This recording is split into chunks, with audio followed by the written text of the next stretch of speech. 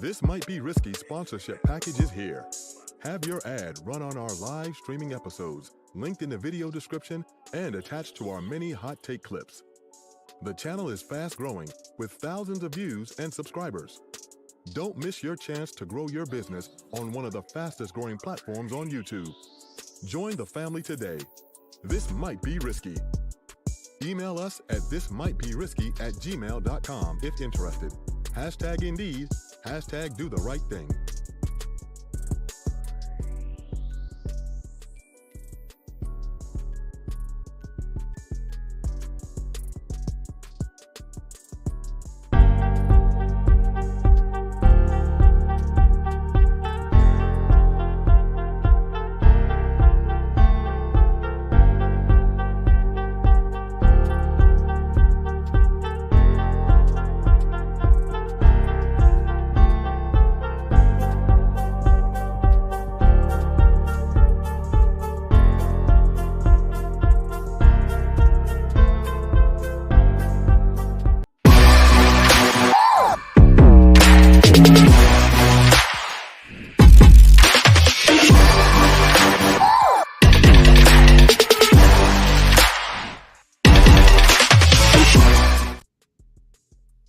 Yo. What's good, everybody? How y'all doing?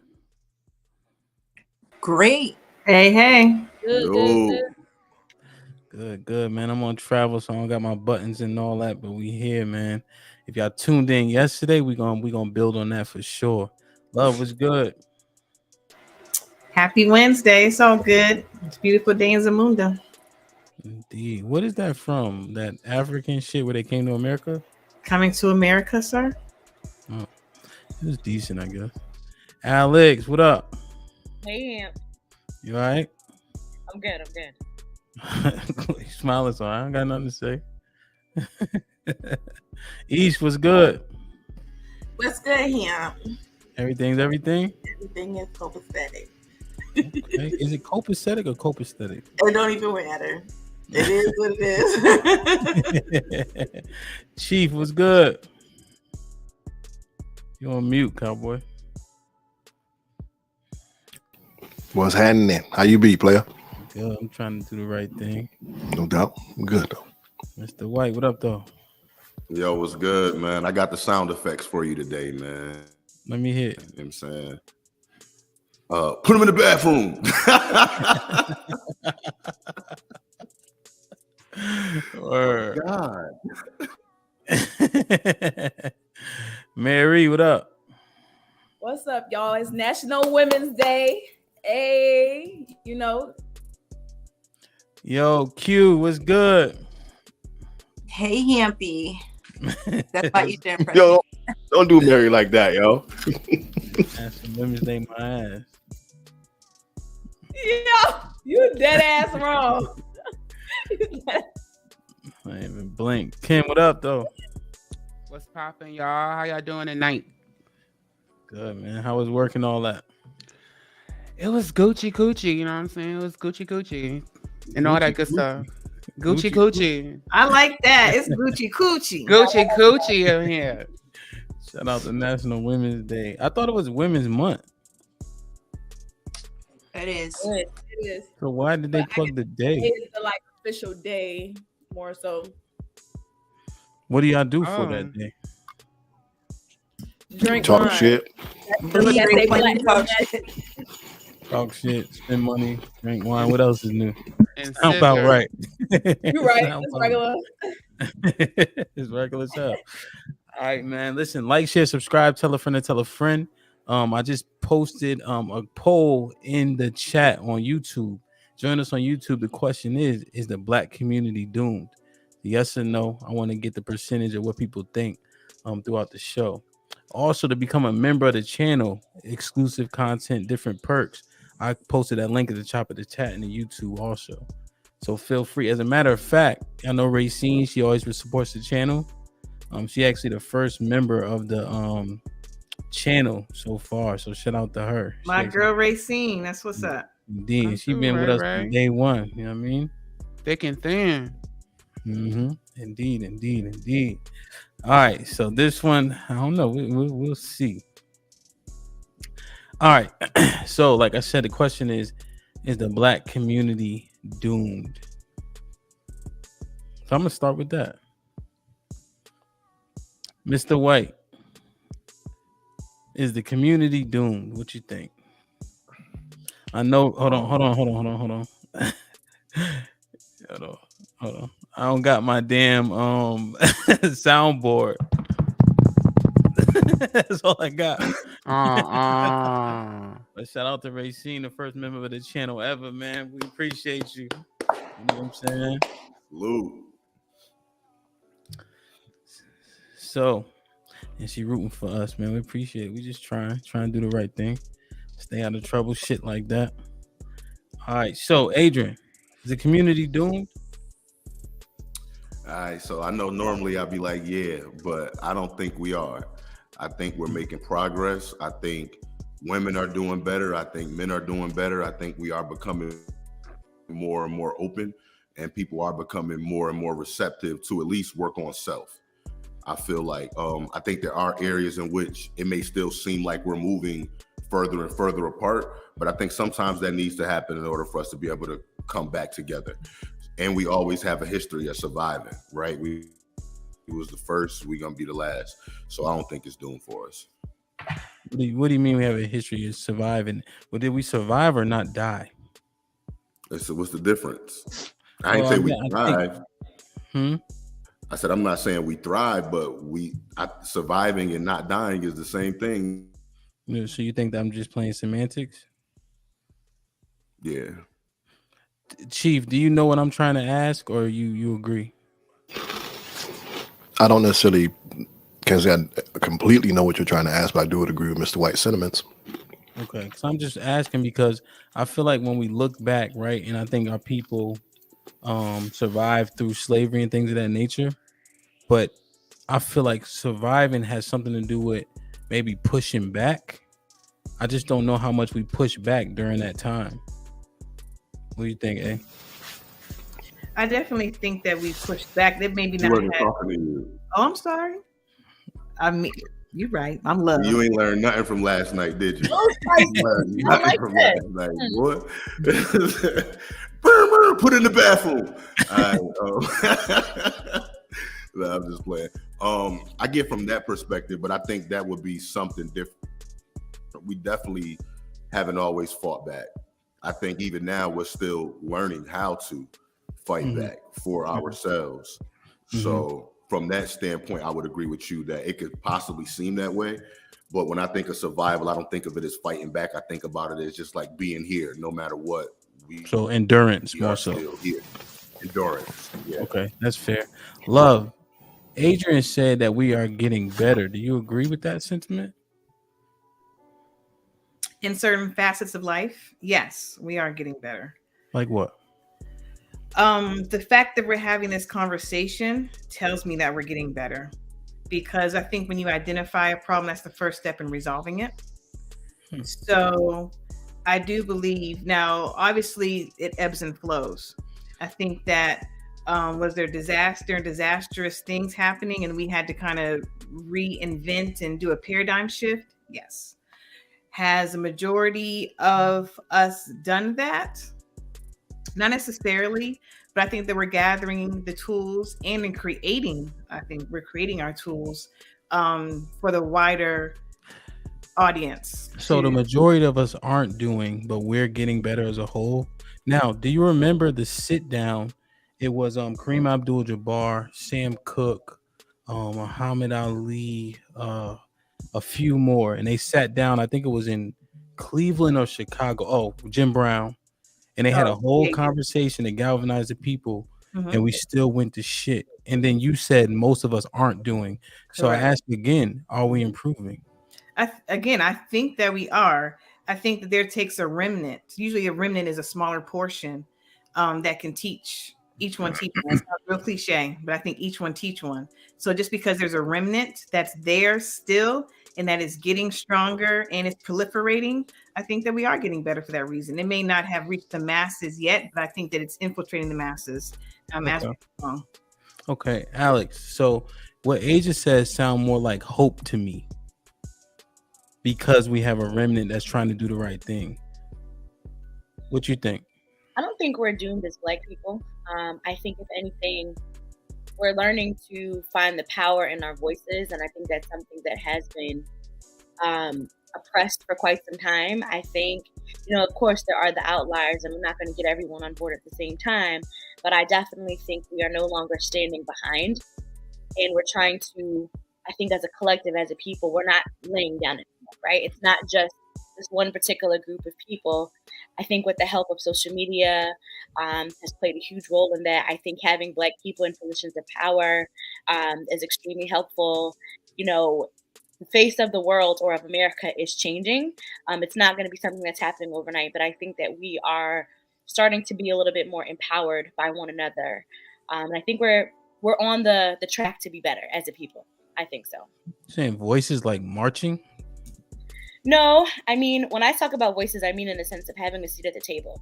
That wasn't something that we saw before. It's unfortunate that we are still having a lot of first Black this, first Black that in the country, but we are seeing more of that in positions of power, right? I think as Black people, more of us are becoming educated, more of us are becoming business owners, more of us are we're trying to have a a better blueprint. I think about the statistics we shared several episodes ago about how Black fathers are the most involved in children's lives just across all races, right? I think that's a huge change. And the perception that we once held as Black people maybe 20, 30 years ago. We're trying to improve our family structure. It may not necessarily be in the realm of marriage, but Black fathers are they're more present than I feel like they were before. And we're praising it, we're pushing that forward. So something like that is extremely helpful in pushing us as a community forward. Why did we receive more positions between 2019 2021 than ever in history in terms of being on boards?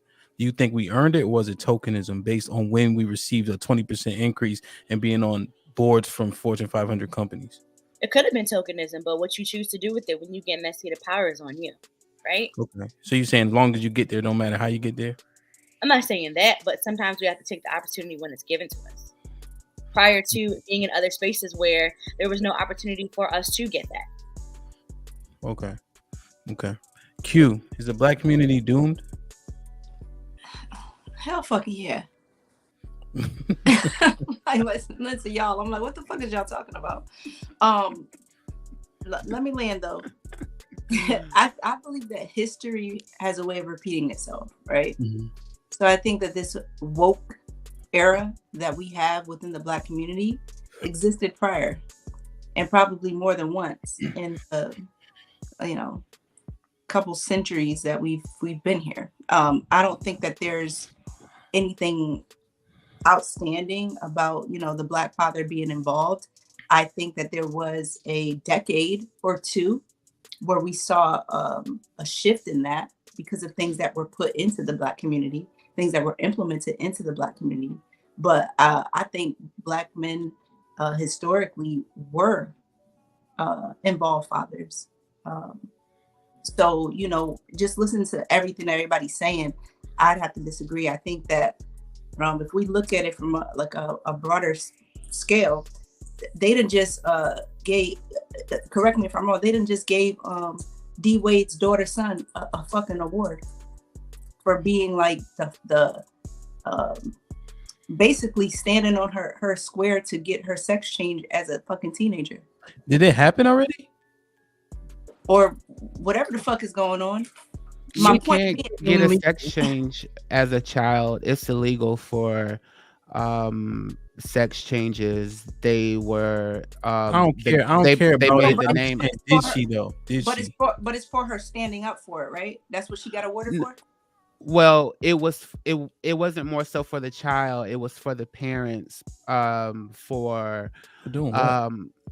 Well, I mean, we have to acknowledge that historically, our parents in the Black community aren't just like, oh, you're trans, oh, you're gay, come on, let's do it to you. Like, that's just not a thing. Mm-hmm. Typically, like I said, people get shunned, they get kicked out of homes. Up here in New York, people are in shelters. 15 and 16-year-old for coming out, and their family just aren't tolerating it. So that's not like a thing where people are they're being allowing their child to navigate through that space and not, Mm-hmm. So you're saying that they got an award for championing that? Is that what it was? Okay. Yeah. All right. Can you finish your point? That's what well, it's not for championing. It's for, like if you play sports, you can either have a parent that's just like, you're not playing sports, you're gonna get hurt, football is bad, or they go to your games, they pay for your cleats. It's in that area. Typically support basically. It's still centered around her push. So even if her parents got the award for like standing behind it, it's because of something that she started within herself. And I'm trying to be respectful with pronouns right now. But the whole thing is that's a part of the Black community. You feel what I'm saying? What do you mean? I believe that economically Black people are like maybe two more disasters away from being piss poor poverty in this country. Like I don't really see that. We're already the most in poverty. Like we're right. So it's been decades. So where everybody's we've always like, been at the bottom. Right. So where everybody's like, we're not doomed. we're doing better. I think it's that very small scale of people that are doing what has already been done in history, saying the things that were already being said in history and standing out separate from what, because we be acting like motherfuckers wasn't fighting back in slavery. They just don't write about that. So when you got the people that are standing for something now, to me, that's just history repeating itself. But I don't think that accounts for the Black community as a whole. I mean, you got these kids that's getting all these fucked up images of people getting killed left and right. I mean, how many people did they put on TV from our community that look like us that have been killed by police? And that does something psychologically, I believe, to these children, to where that becomes your reality. That's how you identify. Like when I go out the house, that's me. That could be on the news like that. Q, do you think Black people really stand up in huge numbers, or you think we go with the flow more than anything? Yeah, no, I don't think it's in huge numbers at all. No. Yeah, because I think that supports your point in terms of history repeating itself, because the people, the revolts, they don't write about them all, but they write about enough, because I don't think it was actually that many, because even when the slaves were freed, a lot of motherfuckers didn't want to leave, and someone went right back. Didn't want to go, right? But you can name the ones, right? Everybody knows Nat Turner, Gabriel Prosser. A lot of people don't know Prosser, or Denmark Vesey, right? Definitely. Those are just a few. But I don't think it was that many, because I think you're right in saying history repeats itself. How much do we stand up for stuff? Mary, what's your thought? So I'm more on Q side in regards to this. Like, I feel like we are pretty much doomed. Like, don't get me wrong. I feel like there is a part of the community that has been able to elevate and move on and be able to show a different side, but I don't feel like that's the majority. I feel like the majority of the community is doing exactly what people expect. And that goes to show in the ways that they react, the way things happen. And a lot of times this whole rioting and, just speaking out, all that shit has been temporary with Black people. Like, they're really not standing in it. They're just doing it for the time being. And then when the shit fades off, it just fades off. So that's what's always going to keep us in the hump that we're in, because we're not standing on it 110% until something really happens. Everybody knows that we're just going to stand on it temporarily for whatever it may be at that time. And then after that, just let a couple days go by, and then everybody's back to what they were doing. Yeah. So kind of like you saying, we go with the flow, we go with the trend, what's popping. Chief, what do you think about one of the points that Q made? I don't know if it got fully addressed or heard, but she used that Zaire Wade as an example of us being doomed. I mean, I could definitely see her point in regards to that, but I mean, that's to Kenny's point, like just having his parents awarded for that is, I mean, we can't look at that as a step forward for us, because historically, like he was saying, historically it was shunned upon. It wasn't, it wasn't approved, and to be able to embrace your child wholeheartedly is a step in the right direction. No, I mean, whether we agree with it or not, you still have to love your kid in that regard. So as far as us moving forward, I don't know if that's necessarily say what, Q? It's the premise for me. Like, what do you mean? The kid is outstanding. They're, about to become the next biggest heart surgeon. Yeah, fuck with it, right? What's the premise of that award? That's what it is for me. Like, I don't think that progresses the Black community. Like, there's no change with somebody just, we're agreeing that this kid can go ahead and be trans. Like, right. There's no promotion in it. Like, well, hold on, Mary. Let them have that conversation. So, Chief, did you hear what Q said? But yeah, I hear what you're saying. I agree. I don't think the parents should have been awarded for it, but I do think it's inspired other parents to change their perspective and maybe love on their children wholeheartedly, because a lot of times, like you said, people are kicked out, shunned. I think what you just said is the media's narrative. I don't think that that's the reality. I don't think there's parents sitting back like, yo, you see how Gabby and D-Wade came out, yo. Now I really, yo, you like sucking dicks? Yo, I fuck with you now. No, that's not. I don't really see that happening. I mean, I think your verbiage is a little extreme, but I do think people who may find themselves in similar situations can have a change of perspective by people who are in the limelight, who who have the ability to have that impact on people. So basically, Gab and Dwayne are using their platform to encourage other people to accept their kids as they are. And that's the scary part about the Black community, is what you just said. So you think it's more of a detriment? So much power. They can make anything pop. And we follow it. And we get inspired by it. And we think it's a good thing. That's scary. So for me, as much as it's more about loving on your kid versus the situation in itself.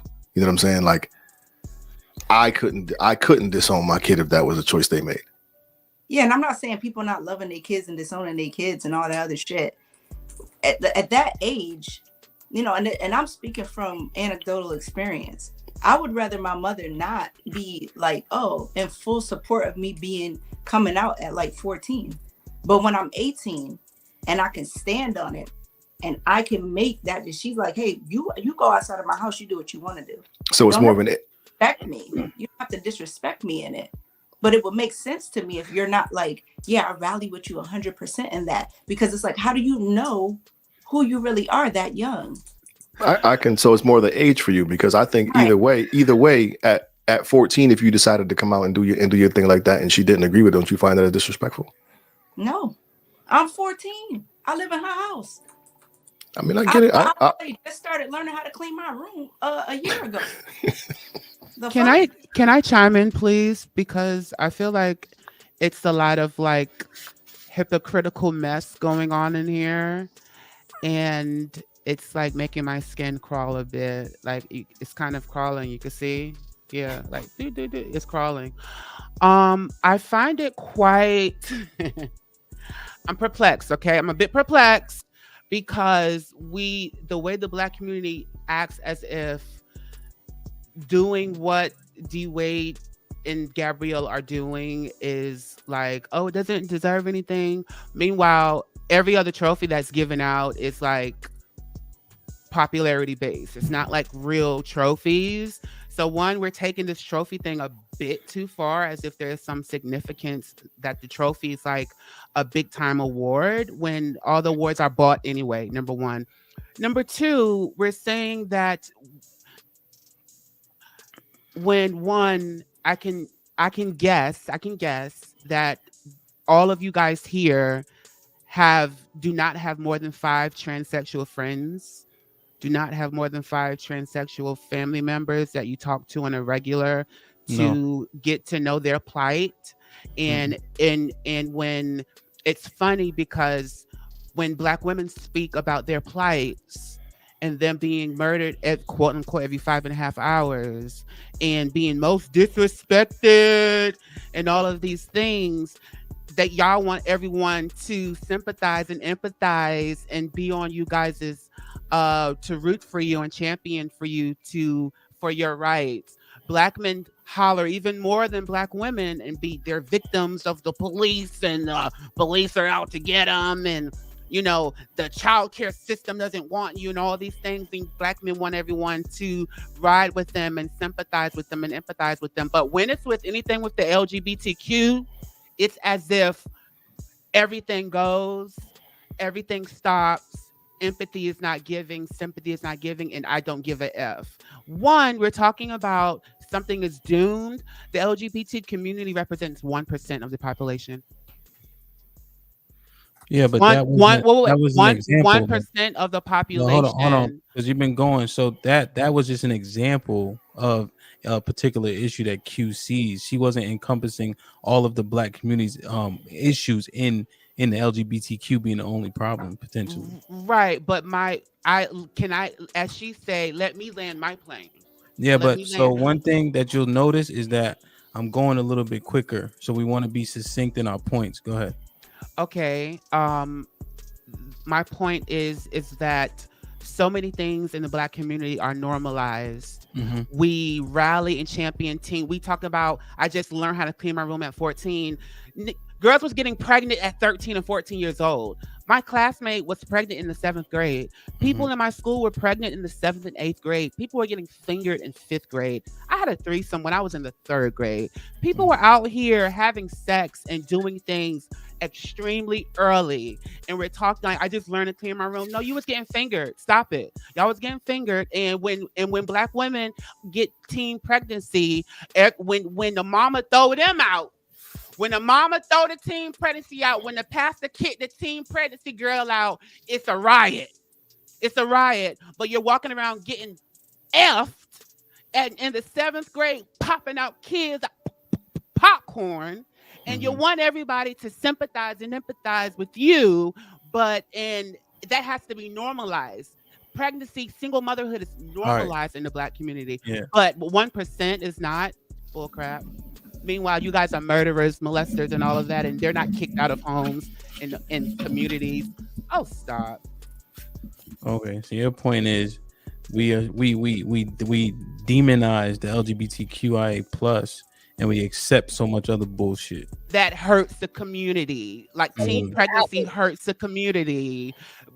Single motherhood hurts the community. Deadbeat fathers hurt the community. Molesters and murderers hurt the community. People walking around in dresses and wanting to be named he or she doesn't hurt the community. And you guys call murder C murder. You don't call them by their real name Anthony. So, you call them by their fake name C murder. They're not a murderer. You can't call it he or she. Right. Kenny, come on. So so what happens also, if you expound on your point too much, it gets totally lost, right? And then it just sounds like a filibuster and a banter. So you just want to be careful with making like a fun of the other issues, because there's still issues, right? Yeah. So Black men are complaining. Yeah, Black women are complaining, and the LGBTQIA plus community complaining, and you're saying that they all should be heard. So I don't think we should make any of them sound like a joke. But when we talk about LGBT, but does that make sense though? But that's, you just made my point. But does that make sense though? You want people to empathize and not joke about your stuff. Does that make sense though? Right? Because if it's all an issue, we don't want to make light or fun of any of it, right? But we just made light and fun of something going on. Light and fun. She used it as there was no. I don't think anybody made light of. Where I was more going with that, Kenny, and I'll bring it back, because I don't want you to think that I'm coming for the LGBTQ community. Oh, I don't care, because I'm not a part of the community. So I'm just fair. I fuck with you. I feel the same way. So what I'm saying is it's that whole narrative of these kids nowadays have a voice. It had nothing really to do with the lifestyle as much as it is like, okay, Zara's 20, 21 and wants to do that. Kudos. I'm with you. I fuck with you. But you're only 14. You're only this, you know what I mean? Like, that's really my thing, is that's a big decision to make that you can't really reverse like that. You can, because she's not getting surgery or anything. And to give the Black community the impression that, well, if we can start with this, now we come tomorrow, and if John wants to be a fucking drug dealer at 10, because we started with her. John is already a drug dealer. John is stealing cars now. I don't know what y'all talking about. Accolades for it. That's Here we're gonna move on from it, because now we just going back and forth for the sake of going back and forth. I don't know, Alex. It's not about Zion. Let me ask this question first, and then maybe we'll come back once people start listening again. I never stopped listening. Question. Are we too independent as a people? And this kind of goes into that whole conversation we just had.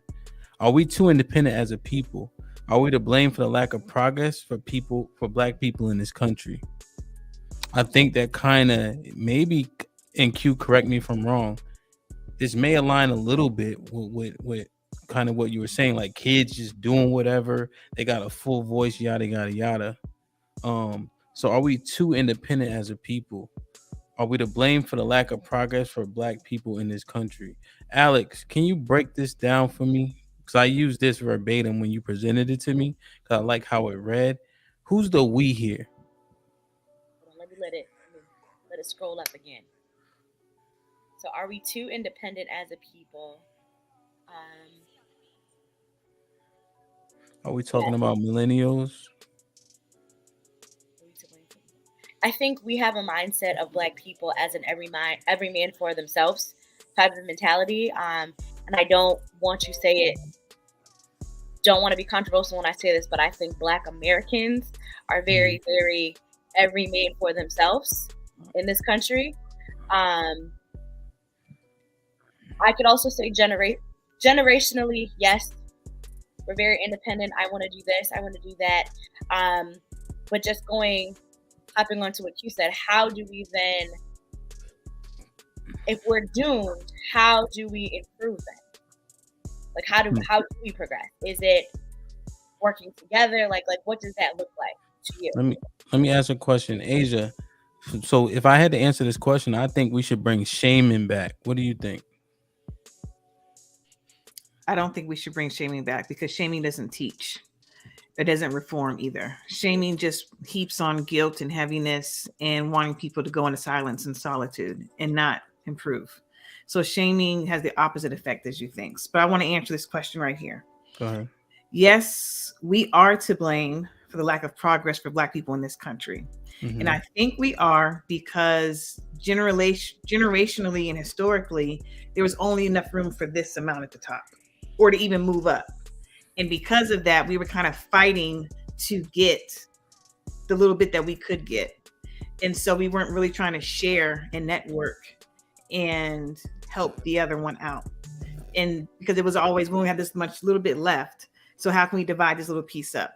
And I think that was purposely done by the white people in power of this country, honestly, because they wanted us to be very divisive and to separate us. That's their whole MO when they brought us over here. From when they went over there and took the losing tribes and whatnot in cities and brought them over and got gold and everything else, and then purposely ensured that some of the black slaves beat the other ones and told on the other ones and were spies. It's always been a part of their plan to divide so that they can conquer us.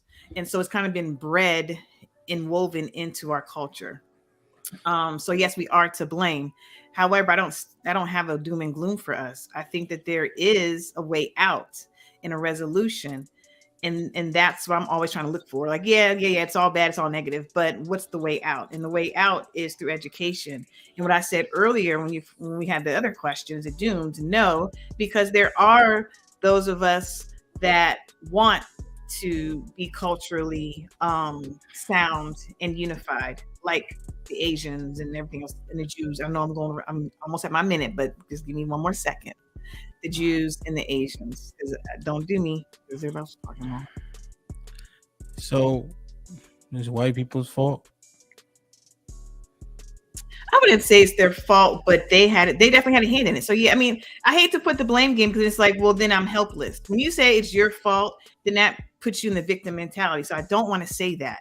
But did they purposely use tools and propaganda and weaponize? Yes. To get us over here?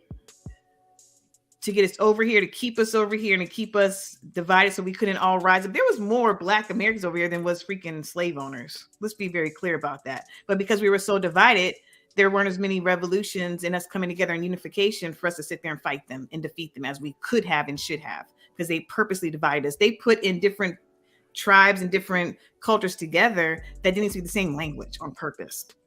What about the guns they had? Yeah, that's a part of it too, but we also had fighting skills. They had guns, but there was even that time. Guns though, guns, Asia, guns.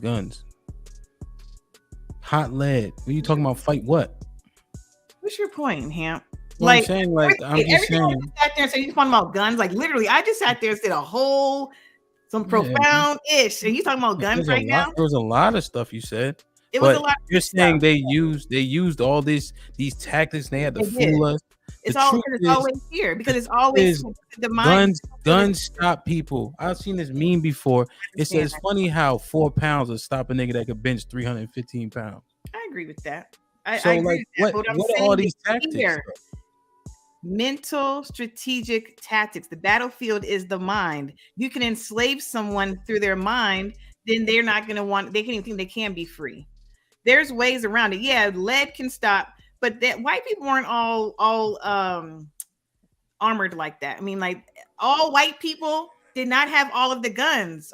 No, they had militaries, yeah, but a slave owner down the street did not have an arsenal of guns like that. They did not. They're more armed now in 2023 than they were back in 16, 17, 1800.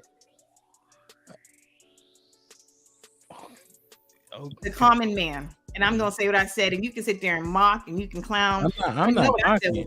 I'm not mocking, but everybody had a gun. We didn't have guns. Guns make or break. That's the difference. I actually tried to look up buck breaking. I couldn't really find it. Do you know what that is?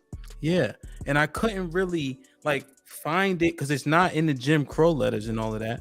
So buck breaking and how it was alleged to manifest, I couldn't even find that. So are you saying that the things they did to Kunta Kinte are the things that broke us as a people, and that's why we're here today? It was a part of their strategy and their tactic. Buck breaking is when they purposely sodomized Black men to emasculate them. Mm-hmm. They sent them to farms in Maryland. Maryland was one of the most harshest states for slavery. They purposely sent them there to Maryland to break Black men by sodomizing them. The sodomy part with their mind, huh? Yeah, I'm talking about the sodomy part. I know what buck breaking is. Okay, so what's your question? I'm just wondering how many people looked it up and try to research it. I don't understand the genesis of your question. I'm just wondering if it's more propaganda. How much of this stuff is actual and proven? It did happen. It's been written about in books.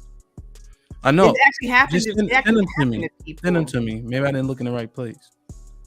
No problem. This is the point that we're going with this conversation. I'm just thinking. So is it white people's fault from slavery on? Is that what? Again, I'm not going to play the blame game, because when you sit there and say it's your fault, you take yourself and put yourself in a victim role. I'm not asking you.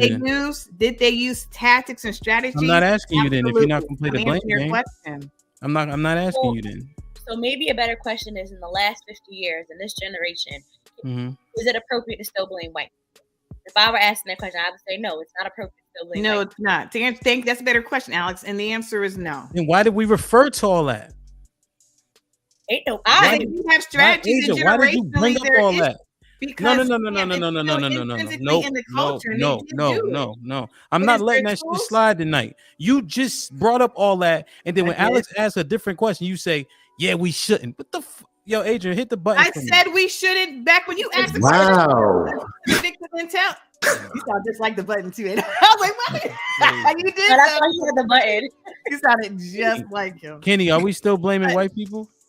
Oh my gosh.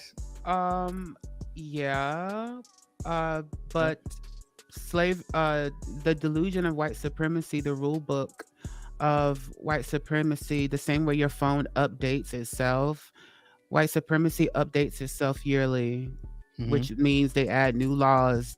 I mean, they trying to get back to Jim Crow law in Mississippi. They create new laws, new guidelines that continuously try to keep the foot on Black people's necks. And we haven't updated our rule book since the 60s after MLK and Malcolm X died. So yeah, we still can blame white people because the rule book continues to be updated. However, we must take blame ourselves for not even creating a rule book of our own, or going back to the 60s and look at their rule book and add. Each generation is supposed to add to it, and we haven't done anything since the 60s. Man, that's a good. Hey, Kenny, I like how you. Hey, boy, you learning. I like that shit. That was a good, precise point. Shut up. Mary, what you think? Are we too independent? Yeah, I feel like we are. I mean, I always am a believer in, you kind of gotta, since those people are up there, use them to get there. You get what I'm saying? So it's like, instead of shunning this and shunning that due to the fact that these are, the crackers or whatever the case may be, like sometimes you gotta fight fire with fire. So if you got to take some knowledge from somebody else to try to get where they at and be able to carry that, then do that. I don't think there's nothing wrong with that.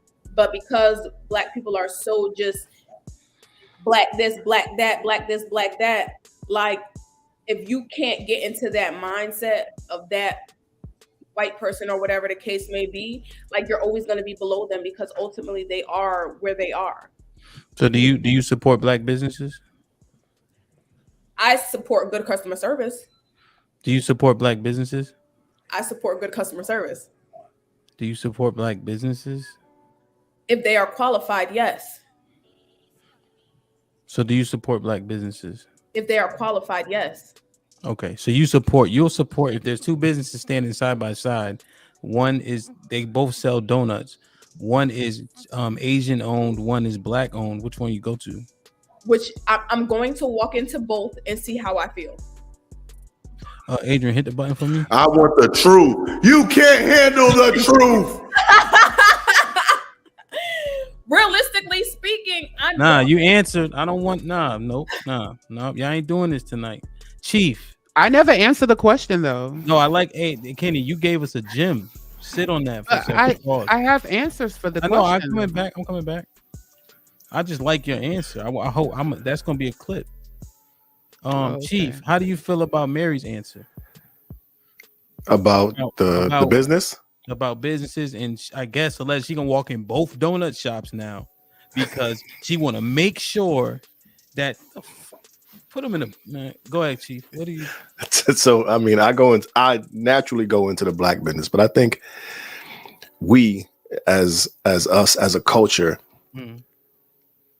are trying to adhere to today's societal standards and not blame and try to keep it all inclusive with black people without blaming the white people, if that makes sense. Like we're trying to stay together and band together without pointing the finger at them to ultimately show them that we can do it without them or in spite of them. I see. And that's your answer to like the question, kind of. Well, yeah, I mean, in regards to the question, I just feel like, yes, we are. Let me play this clip real quick. Let me see, because we kind of hit on this topic. It's 2 clips, so bear with me, all right?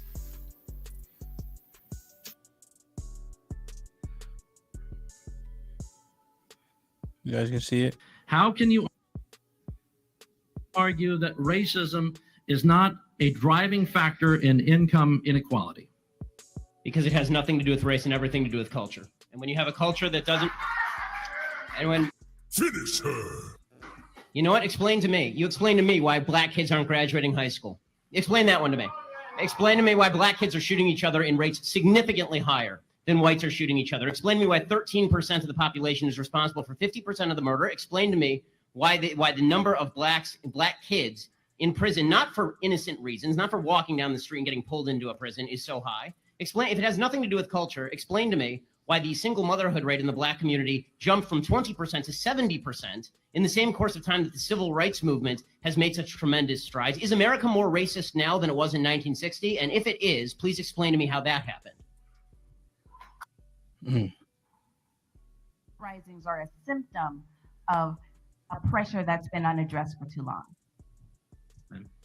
I'm offended by the language of uprising applied to people who are breaking into other black people's stores and looting them. This is a lack of values, and people who are destroying private property, destroying cop cars, in an uprising against what exactly? Against the black police chief, against a mostly minority police force, against the black mayor, against the black president, against the black attorney general, against against a city council that is 9 of 15 are black and all 15 are elected Democrats. What is the uprising against? What is it seeking to achieve? I still don't see what exactly the riots are seeking to achieve. Bottom line is, this is all. It all could be boiled down to just act like a mensch, act like a human being. Honestly, it's not useful to riot. It's not useful to break things. It's not useful to throw rocks at people. And the idea that we're supposed to sort of correlate your level of outrage. I'm going to stick to the 30 seconds on the last sentence. The last sentence. The idea that we're supposed to correlate your level of outrage with a certain level of justification. In other words, the more outraged you are and the more angry you are, the more justified you must be, is absolute nonsense. Have you guys heard of Ben Shapiro? Ken, what do you think about what he said? Because that was, and I know you are a stickler for the stats. What do you think?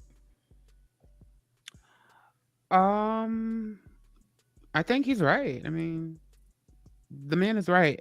Like, I don't too much agree with white folk like that, because even if they are right, I still like you wrong. I ain't gonna give you the benefit of the doubt. But he was right. Like, right is right. Yeah. So there was a slight. I disagree with him. He was writing a sermon guard. Okay, fine. But when he sat there and said very snarkily, "How can the society be more racist now than it was in the '60s?" Explain that. And I think he's missing the subset of microaggressions, and that's still racism.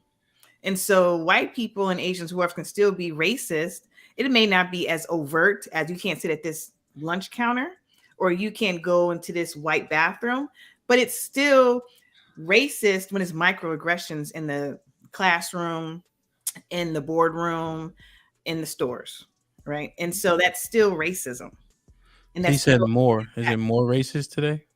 I think it is because it's microaggressions and it doesn't look, and it doesn't, I'm not racist, but yes, you are racist because you're doing the microaggression behavior. So I think it is. So basically, you're basically saying back in the day, racism, we were on a battlefield, and today's battlefield has McDonald's and nail salons. It's still a battlefield, but you get to like do a couple things and it doesn't Yeah. look like it. Right. Then that's the psychological warfare.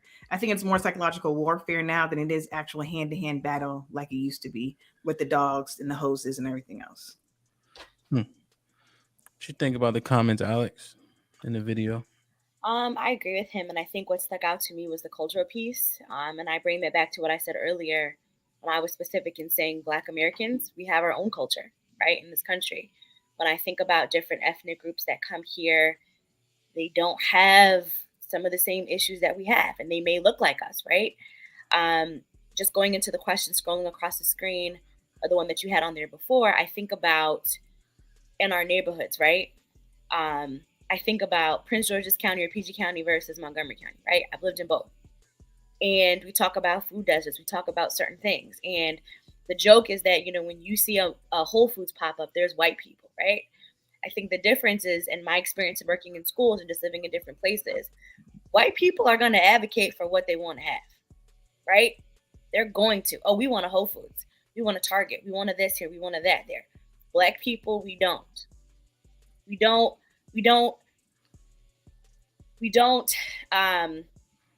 group in the same way that white people do when it comes to our school systems, right?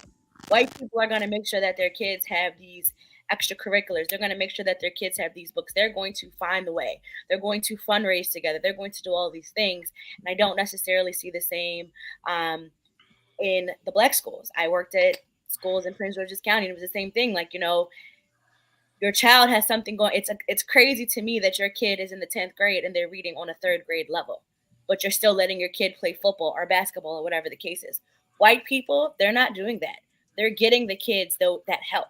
And I'm wondering if I think for me, it's a cultural thing. I really, really do.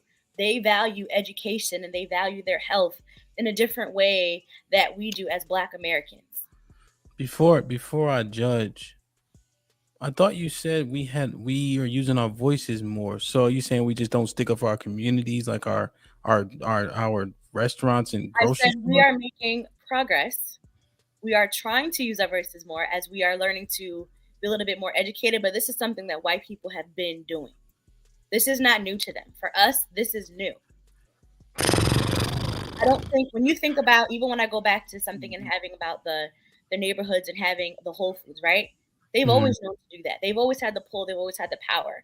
Us, we are now learning the power of our voices. Okay, if we want to have this in the neighborhood, we can have that too. It's something. Okay. It's like we didn't have access to be able to do it before, but our voices are being heard now. But I think the issue is that when it comes to being independent, I don't think we rally together enough to make the changes and the pushes that we want to see. Okay.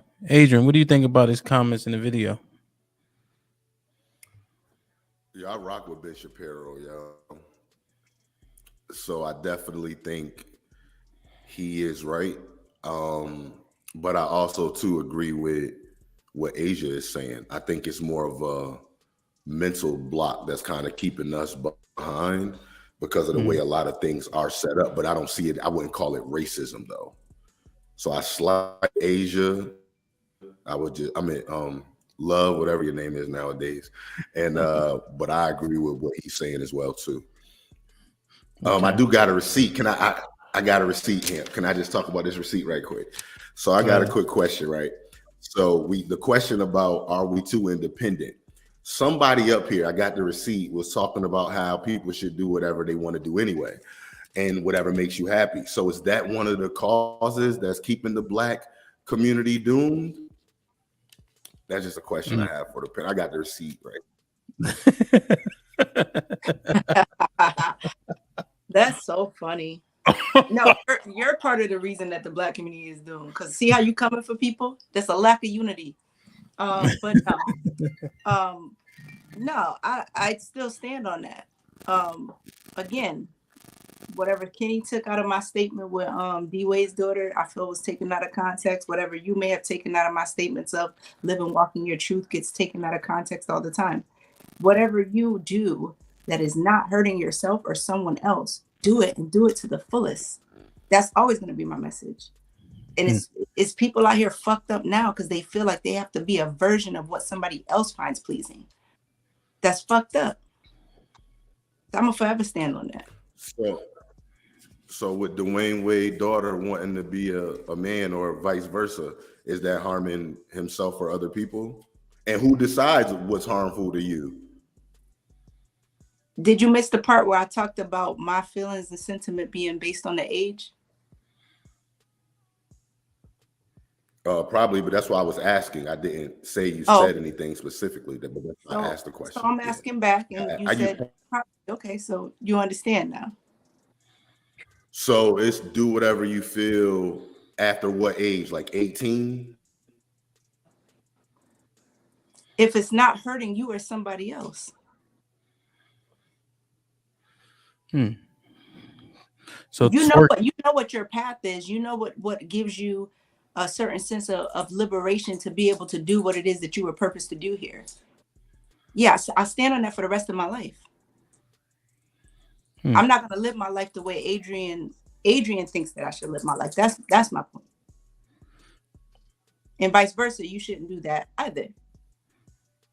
I could think you make a great school teacher. You could think you make a great therapist. Live and walk in your truth.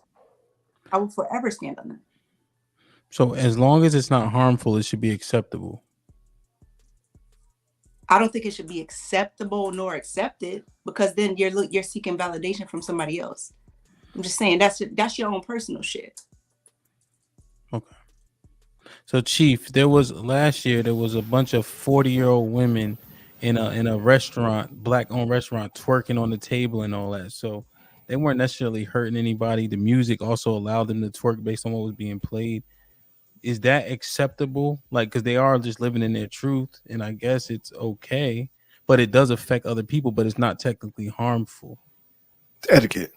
So it's not acceptable. That's the basic answer to that. It's etiquette. It's time and place for twerking. You know what I'm saying? And at a dining establishment where others are eating is not an acceptable place to be on tables doing what you do. Negatively affecting. Yes.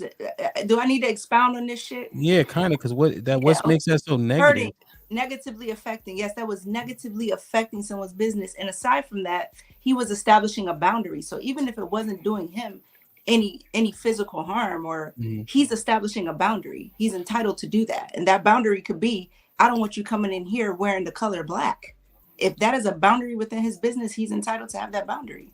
And so somebody can look at that and say there's nothing wrong with wearing the color black. Maybe that in that area, the whatever the demographic is, that could be a not so great thing. But I just don't want us to be too sensitive about certain statements, because I feel like we get caught up in that, and then there's really no real leadership anyway. So there's really nobody to really tell people how to get to anything. There's no true bluept to living life. I heard you.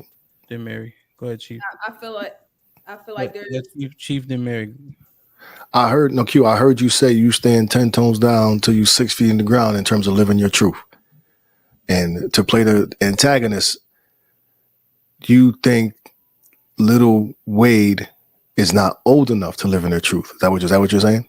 Because you stood 10 toes down. If that's her truth, is she too young to live in that? Is that what you're saying? Not old enough to make a life-changing decision in that. It's not life-changing. But her being trans If she identifies as a girl, again, respectful with the pronouns this entire show, there's not really a lot of people, in my opinion, that are just like, yo, when I see her, I'm gonna wash her. When I see her, I'm gonna purposely go out of my way to say, you're a boy. That's not happening. Who she identifies as is being respected. But if she is getting to a point of, I feel like I was born in the wrong body, I want to change this body at this age, and I want to be supported in doing that at this age, I feel like that's too young of an age to make a life altering decision like that. But she's walking and living in her truth, and that I not changing the body. That's what y'all keep running with. That I'm not. We're not going back down that. Mary, what was your thought? I was just saying in general, like it just doesn't leave any room for, in regards to what Q's talking about. Like if we're walking this thin line between standing in our truth and what we're not allowed to stand in our truth about, like that's such a thin line, because ultimately somebody's gonna feel some type of way about whatever your truth, quote unquote, is. So you can't always say like, oh, it's not harming somebody or it's not bothering somebody. Like there's such a thin line of, standing in your truth and just, it affecting somebody else. So you're saying these truths aren't always as harmless as we deem? Right. So to us, it may not seem like such a big deal, but to somebody else, it's like, for instance, like even with if we go with the Dwayne Wade situation, it's like we have a 14-year-old that's trying to change their gender. You know what kind of door that fucking opens? You get what I'm saying? Like they're trying to push, LGBTQI XYZ in schools now because of history, quote unquote, or whatever the case may be, like for people that don't even know how to properly wipe their own ass. You know what I'm saying? Like that's a big deal. That shouldn't be happening. I just wanted to just say, just for the sake of the Zaya Wade conversation, she wasn't trying to change her gender, like have the surgery. She was trying to change it on her birth certificate, like be identified legally as female. So I just wanted to make sure that until she's able to physically change it. Right. But but the thing is, what I'm saying is that she could turn 18 and decide I don't want to, but I do agree with Q. For something that is life altering, like to your body, I do think, and I know this isn't the situation with her, but I do think in general, 14 is too damn young to be making a life altering decision. I also think 18 is too young. Studies show, biology shows that we have not fully finished forming our brains until we're about 24, 26. That is a life-altering decision. So I agree with Q on that, but I also just want to make sure when we're talking about the Zaya Wade thing, to be clear, she's trying to change, or she was able to change her gender or her sex as it is listed on her legal documentation from male to female. I just want to make sure that we're saying it, putting out the right information. All right. Yeah, shout out Kenny, to you. Kenny, did you want to finish your thought on that since they refused to let it go? Oh no, I don't want to finish it. Good, because I don't. Yeah, I know you didn't want to hear it anyway. That's why you cut me off continuously, and everyone else was able to do it. But it's okay. Yeah, it'd be like that. I know. Do your thing. Yeah, I don't know. All right, that shit just throw me off, like, because we just went down, and that wasn't even Q's point. Ask me questions. No, but I'm just saying though, that wasn't the point of what you said. It really wasn't. And things get so lost in that shit because people have sensitivities about things. That's why I was saying Kenny wasn't listening, because that's the one thing that he wanted to focus on and not addressing everything she said. That's why I said what I said. Oh, I was listening. You can't tell me what's going in my body. By your response, you can tell. Well, I responded to a certain piece of what she said. That doesn't mean that I wasn't listening. What about the other same way we're listening? That's what I wanted to respond to. But everybody responds to what they want to respond to. She had the conversation. She had what else is furthering the conversation? We're still talking about Zaya Wade for the past. Because that right there, we haven't talked about any solutions. We haven't talked about any solutions. What I'm saying is that wasn't even about. That wasn't even about the black culture. It was about her. This whole conversation hasn't furthered anything. What are you talking about? But what I'm saying, nigga, is that was about her. That wasn't even about what Q was actually saying, right? Because we sensitive about that shit. That's the point I'm It's making. not about being sensitive. It's about saying, making sure that you're putting out the right information. There was not correct information being put out, so I wanted to correct the misinformation. That's what I wanted to comment on. Everyone gets to comment on. She had many pieces in her comment in what she said. That was a piece that I wanted to comment on, and I'm not understanding why that was an issue. And the conversation, no one has talked about any solutions or anything. So this whole conversation hasn't been furthering anything. We haven't got to that part. Right. And we're an Right? hour and 7 minutes We're in. discussing issues, right? And then you can get to a solution, right? But we don't even know if we have issues. Half of us said we're not doomed. Half of us said we are. We've been contradicting ourselves and everything. I mean, well, I was trying to put in my point about the previous question, which also had solutions, but we've already passed that. So that's that. What are you talking about? The question that I wasn't able to answer before this question that was put on the screen, the one that I said that I wasn't able to answer, that I don't know about you guys, but when I come on and I ask what's being discussed, I actually do research. I actually write notes. I actually come prepared.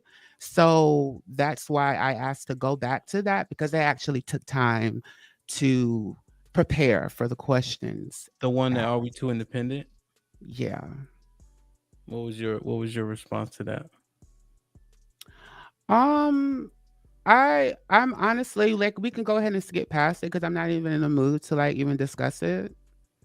So we could just move on to the question here. All right, go ahead. Go ahead. This question? Yes, sir. I mean, wait a second. Let me read it again. Is our generation keeping stereotypes about the Black community? Yeah. It is. I mean, people around the world get their images from media. When you talk to people like here in New York, I don't know where you guys live, but people here in New York, there is multicultures here, and they come here for certain reasons. First generation, second generation, and their parents send them over here. Many of them, Africans, Asians, they say specifically, do not mate with Black men. Do not mate with Black women. They're going to leave you destitute. You're going to be a baby's mother. Don't mate with them.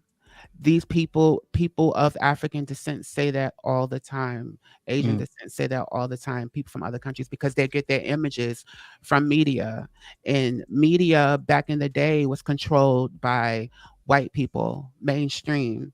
But now social media is the number one media. So back then we could blame white people for putting out images and stereotypes and mammies and TV shows and movies and crime, and we can blame them.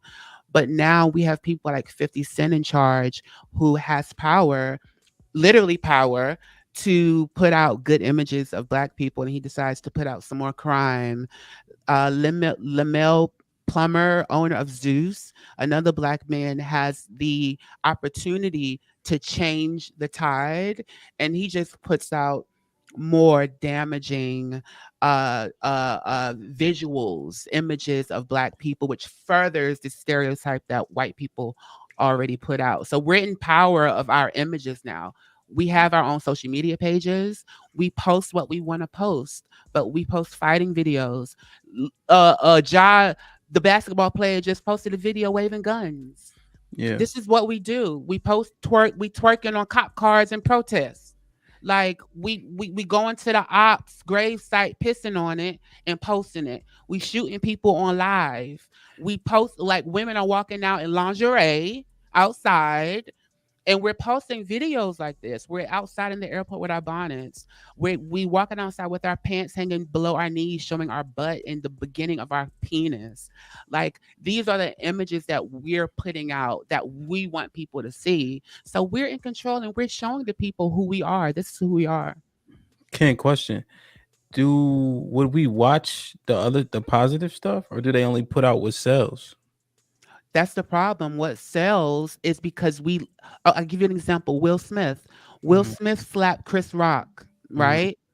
We championed Will Smith for violently assaulting another black man on national TV because he made a joke, a G.I. Jane joke, which he didn't know the girl had alopecia. It was a G.I. Jane joke.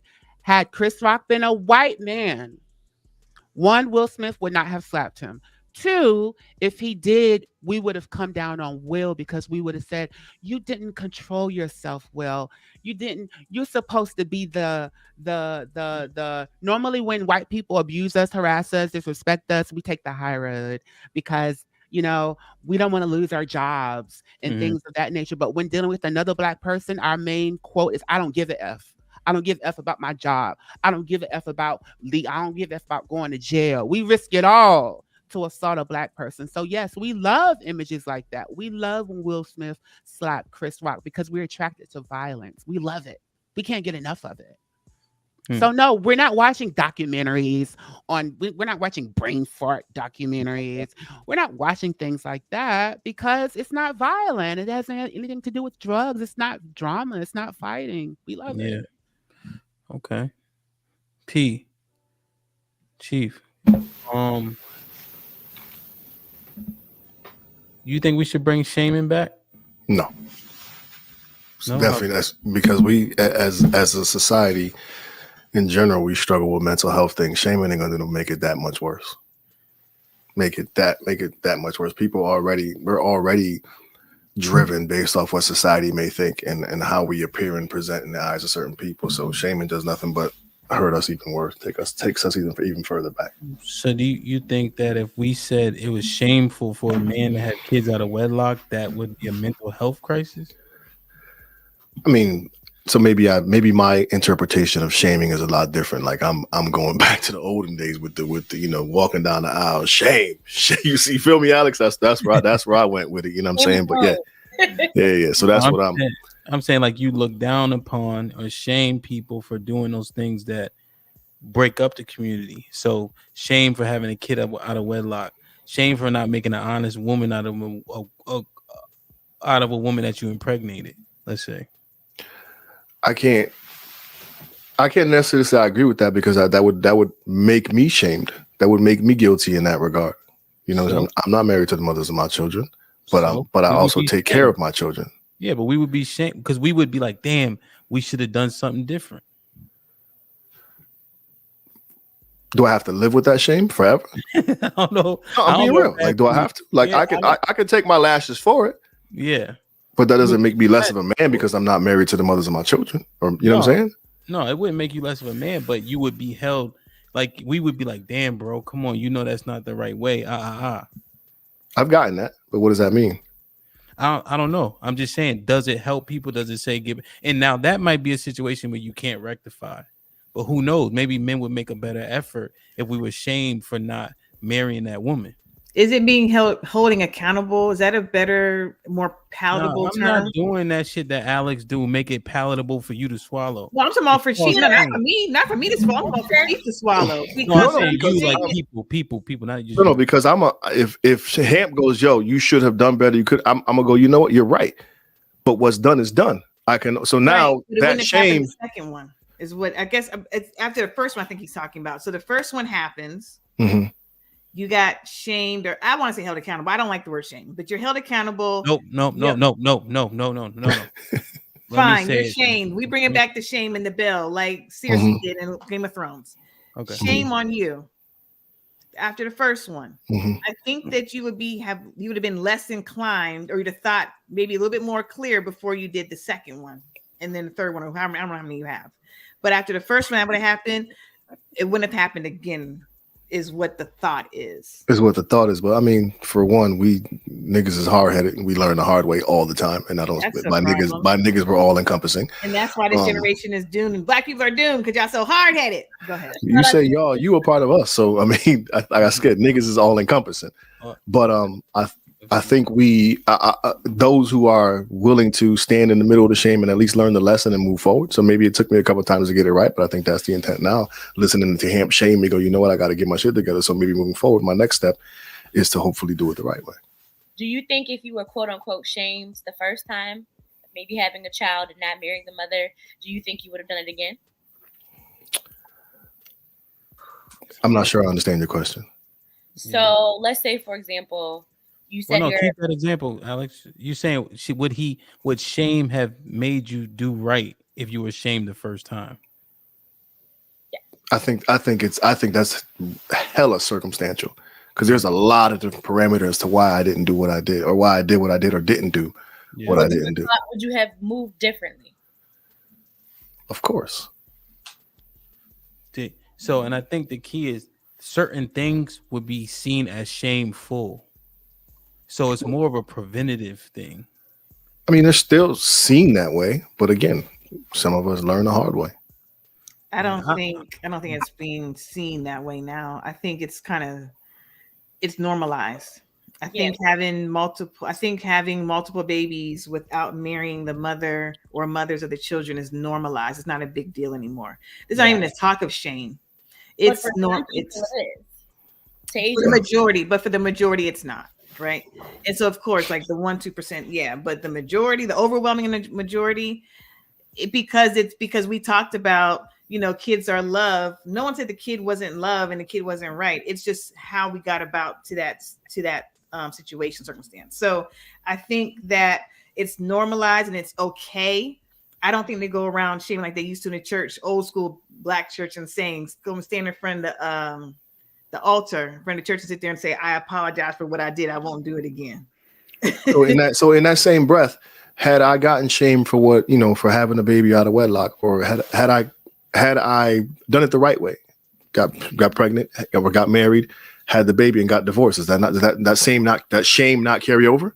Yeah, I think. Go ahead, Tim. Go ahead. No, I'm just saying, does that shame not carry over? Wait. I was about Ham's answer. So my response to that is, it wouldn't have carried over because you married that woman, you made a vow, and so we would like to think that you will honor your vow and that you honor her vow, and that it wouldn't be it would be more of a family union intact. Yeah, but the vows say till death do us part. He's saying divorce. He's saying the vows say till death do us part. So when I get divorced, does that shame not still come? Yes. Yeah, it does. That's my point. So but you damned if I do, damned if I don't, right? You to put more thought into doing what you did to make the baby, whether it be without a condom. I don't know how it happened, but it would have been more thought would go into it. And again, Chief, do not take offense to this. It's not about you. You're just an example. We're talking about men as a whole. So please don't get it personal. I'm just saying. So I just want to make sure that we're not. Because I don't want to be I'm not trying to be offensive. Just talk. This might be risky. He's fine. Yeah, I'm good. I can only answer from my from my anecdotal experience. So that's where I'm applying it to myself as I'm answering these questions. You can understand it. Yeah. Right. Just like women. That was the question. So what's the sleeping with multiple men, shameful. Yeah. Right. It goes both ways. What? I like the concept of shame, Hamp, and I know you brought that up before, and Adrian could pull that receipt too, where I said, "Bring shame, fuck out of here." But yeah, I like the concept of it for the way that you pose it. But we're giving it more thought and looking at this time that we're in right now. There's a such thing as toxic masculinity. Shame will not do well. People are finding I guess wiggle room to make decisions like suicide.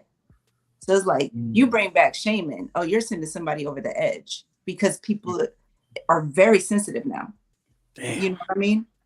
So we have to use words like accountability, because we're all in that woke space of being more self-aware, and self-aware teaches us accountability over feeling a level of shame, feeling a level of guilt. You shouldn't dwell in it because that's a low vibration. But that's going to take a lot of mental rewiring to get people to be able to accept shame for what it is, for how you intend it to be. That's a good point. I think this generation now, like we talked about this before, they're softer. Like, and I get it. It is what it is. But sometimes in the milk, in the Similac, I think. Are they soft, or are they more in tuned? Because I think they're soft. I'll say soft. I'm not agreeing or disagreeing. I'm definitely saying soft because what I said before a couple of podcasts ago was it's like it seems like they don't know how to deal with adversity. They don't know how to deal with the no, and that makes them soft. That I don't think that's self-aware or more in tune. I think that's soft as hell, and it doesn't build tenacity and endurance. So yeah, you definitely can't shame these ones now. They will sit there and suicidal ideation is real. Like I don't ever want to make mock it, but sometimes they'll throw it out, be like, I feel like, and then they'll say it, and we have to respect that. Like we cannot not respect it. So that's what I'm saying. That's why I said accountable a long time ago. Cam said we can't use the word accountable, but we have to ensure we understand the culture in which we live in, society we live in now. We have to be very careful with terminology for that reason. Yeah, I think you further the point by acquiescing. They already soft, and they're already soft, and then we use words to make sure that we don't hurt their feelings. It's just more of the same. But the end result is that we're holding them accountable. That's the end result, right? Not really. It is. That's the point. We're holding them accountable. But in what way? Based on the culture we see nowadays, how are we holding them accountable? We letting kids do whatever, say whatever. Well, we shouldn't. I don't agree. I don't think that we should. Within reason, we should not. Absolutely not. We said before, having them find their voice, I don't think it really helped them. Having a voice, yes, and within parameters. But the problem is that it didn't build character in them. It didn't. And so that's what I'm saying. Like we just have to be very careful in allowing them, this generation, to do whatever they want, because it's like they have a no holds barred mentality. Sky's the limit, because I said it last night, they have an expanded consciousness and they're not held to the same parameters and the same boundaries from previous generations. That could be a good thing and a bad thing. I think it's a bad thing. What do you think, A? Yeah, I agree. I definitely think it's a bad thing, and I definitely think we need to bring back shaming. Was saying we don't hold nobody accountable, right? With the kids thing, I'm the king. You know what I'm saying? I got a bunch of them. And after my divorce, right, after I had my 3, I felt shameful. Like, dang, you just created another broken home. But I wasn't perceived that way by women. They still just kept coming, giving me the cheek. So I bounced right back at it and kept doing the same thing. Had there been, I felt like more accountability, like from some of my friends too, like, nah, bro, you need to focus, make sure that's good. You need to work on yourself, like do whatever. Or even women keeping that door up a little bit, like, nah, that's too new. You need to, you know what I'm saying? I need in that vein a little bit longer. So I definitely agree with the shame when we do things that we are not supposed to do or not favorable. Now, shame doesn't mean you shun the person or you push the person away. You know what I'm saying? But you're just like, nah, like, that's not cool. I'll still talk to you. You can hit me up.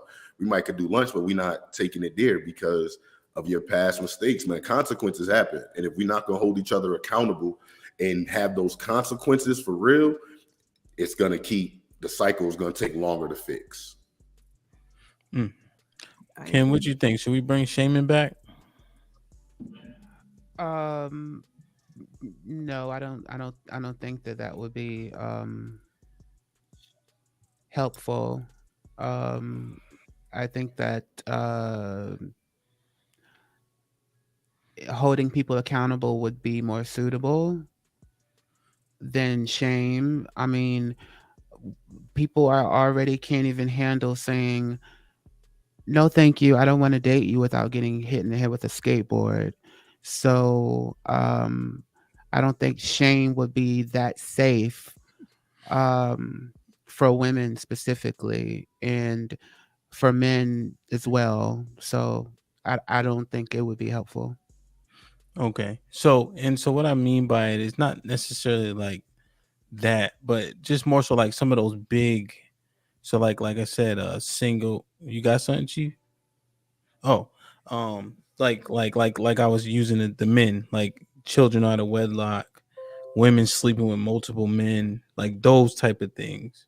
Well, shame is what got my classmate got caught riding cock in the bathroom in the 9th grade because her parents were shaming her and made her wear skirts to her kneecaps. I mean, skirts to her ankles and Reeboks and tube socks and wear hats. And she was shamed for having a body. So she went behind her parents' back riding cock in the bathroom. Shame doesn't help. Shame is why That most sounds shame stupid. shame is why many black men are running behind here with girlfriends and wives and going behind to Jody's house, banging out Jody's pussy. So shame is the reason why there's a those black men Is can't Jody even. in that scenario? Is Jody a girl or boy? It's a boy. Boy. Oh, So shame, it clearly is the reason why many black women are catching STDs at such high rates, because these men they don't want to be shamed for liking bussy. So no, shame is not going to Vagina. help. Bugina, shame is not going to help. Shame is the reason why these guys are sexually deviant, because they're not able to express their sexuality like everyone else in school, able to talk about their crush and go to prom and do all of those things like normal people. Shame is the reason why they're out here acting like raging beasts sexually. So no, yeah. I shame is don't not know. going to help. Personally, I don't support homosexuality, I but know. I don't shun anybody or treat anybody type of way. I don't know if they should be shamed for that. I think the Most High more so got to deal with that. I do think at least leaves less men for black women. But I do that think we're already at a shortage. but I think that you Um, shaming people isn't going to make people but be I didn't say attracted. shame for that. I mean, I don't know if they. I can't actually say I would shame somebody for that. I mean, like I don't know. That doesn't fall in the same category as what I'm in my head. I mean, but bringing up that there's less black women, shouldn't the goal be, like I said, we're talking about 1% of the population, shouldn't the goal be to rehabilitate these serial criminals and to rehabilitate these men who actually need rehabilitation for the black women, who the Mhm, men who are actually attracted to them, mhm. to rehabilitate them to become suitable husbands, because as of now the stats said that only 15% of black men are marriageable. Only 15%. So shouldn't the goal be to bump up that 15% to Mhm. like maybe 80, 90, while we keep focusing on 1%? Like it's just the math isn't mathing. Well, you the one that brought up the fact that women getting burnt and all that. Yeah, So I'm because just going off of that. they're getting burnt by men for not living in their truth, because they're afraid to be shamed and shunned by their community, by their friend groups, by their families. Like we act like we like I don't know why you acting like you wasn't born, like you were born yesterday, like you don't know. Even in college, like niggas won't fighting every other day because they were getting bullied and harassed, and people was getting apple cores thrown at their heads for literally walking down campus looking the way they look. Like, what world are we living in? Yeah. So if we brought shaming back, you think that would be included again? What would be included again? Men being shunned or being shamed for being homosexual. It never. It's already here. No, if we brought shaming back, that would be automatically one of those things. Like I'm talking about out loud shaming. Like you know for a fact this is wrong to do. It's already shamed. I don't know what you're talking about. Bringing something back. It never left. I also think of shaming in the sense of, aside from like orientation, because that is very real. You guys know I see that every day at work. But I also think about as black people, or the black people who have quote unquote made it out, right? There are black people there are youth who feel like they need to prove their blackness to other folks. So you have the basketball player, like you grew up, and I don't know much about it, but apparently like his father was, he came from affluent beginnings. He shouldn't have been waving his gun and stuff like that, right? But you have some black people who feel like, I need to prove how black I am. I need to prove how down I am, because me growing up in the suburbs or whatever the case is, it takes away from my blackness. So they feel shamed for the things that they have. And then instead of embracing what they've experience, and they want to go and they're hanging out with people who have no business hanging out with, right? So I think about shaming in that way. They're ashamed of the things that they have.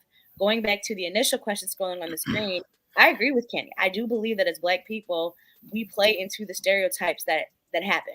Stereotypes aren't just made up for no reason. They exist for a reason.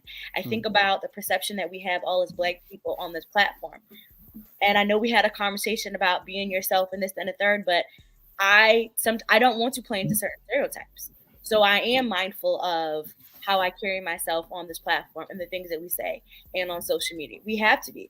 We talked about in previous episodes with B, like, listen, like, you are presenting in one way, you're loud in some situations or whatever the case is, you are playing into that stereotype of Black men.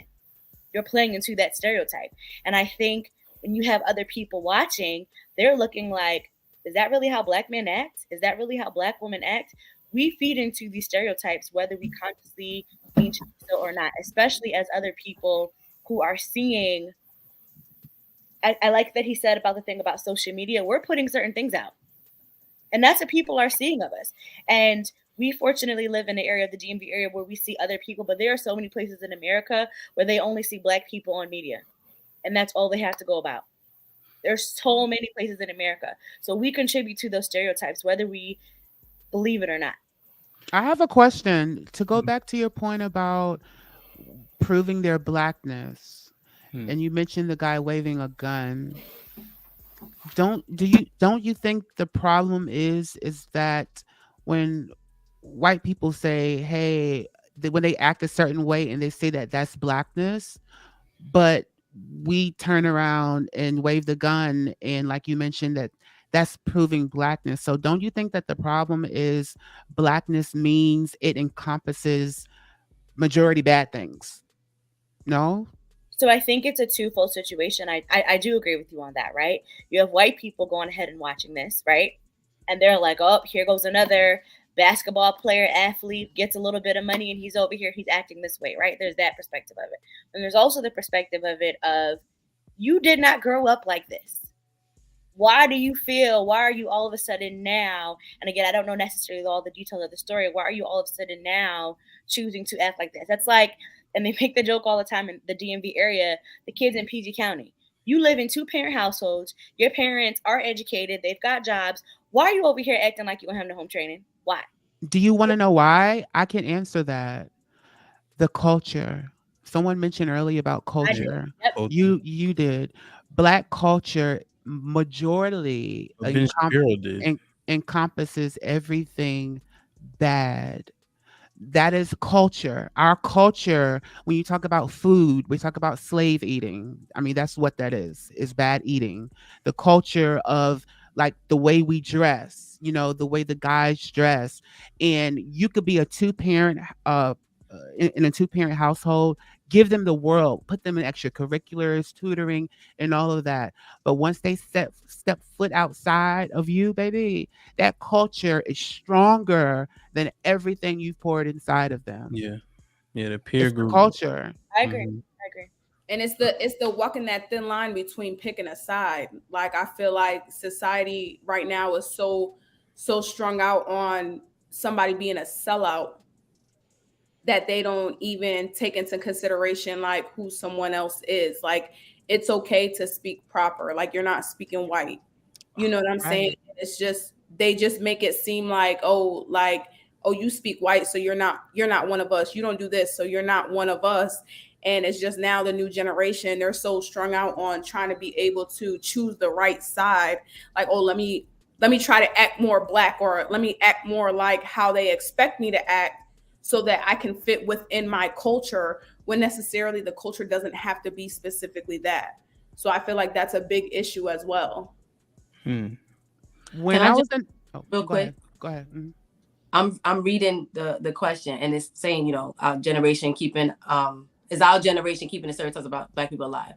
What would be the stereotypes? Is it everything negative? Because I feel like there are some positive stereotypes from Black people. Like what? I think that we are smart. I think that we're very talented. I don't know if that's a stereotype. I think talent is, athletic talent. Athletic talent, but I think that we also is positive. What'd you say? physical talent is one of the positives, but nobody thinks we're smart. Is it though? I think Or that do they we just are think we can run, I jump, think and shoot a basketball? but a lot of us have business mindsets. A lot of us, even down to the Nay, we talking about stereotypes. But again, I'm looking at the positive side of it. Because the negative side is all drug dealers. Those aren't stereotypes, though. But that's not what people think. A drug dealer is a stereotype. Yeah. But a hustler, like in a negative way, that's a stereotype. But you can take that and look at it in a positive light too. That's a business mindset. Nay, we're talking about stereotypes, though. People don't look at us as that. People don't think we're that. That's what it is. What people think we're not. There's not people out there that think we're great business owners. Yeah. There's not people out there that think we can do all this stuff other than great athletes. Great athletes. That's a stereotype. People think we can be great athletes, but there's nothing more than that people think we can do. Yeah. No, I just want to say I'm thinking about the shaming thing, right? Because you can't pick and choose what, if shaming comes back, then you can't pick and choose what people are shamed for. I think with this Kenny's point, that's what I'm processing.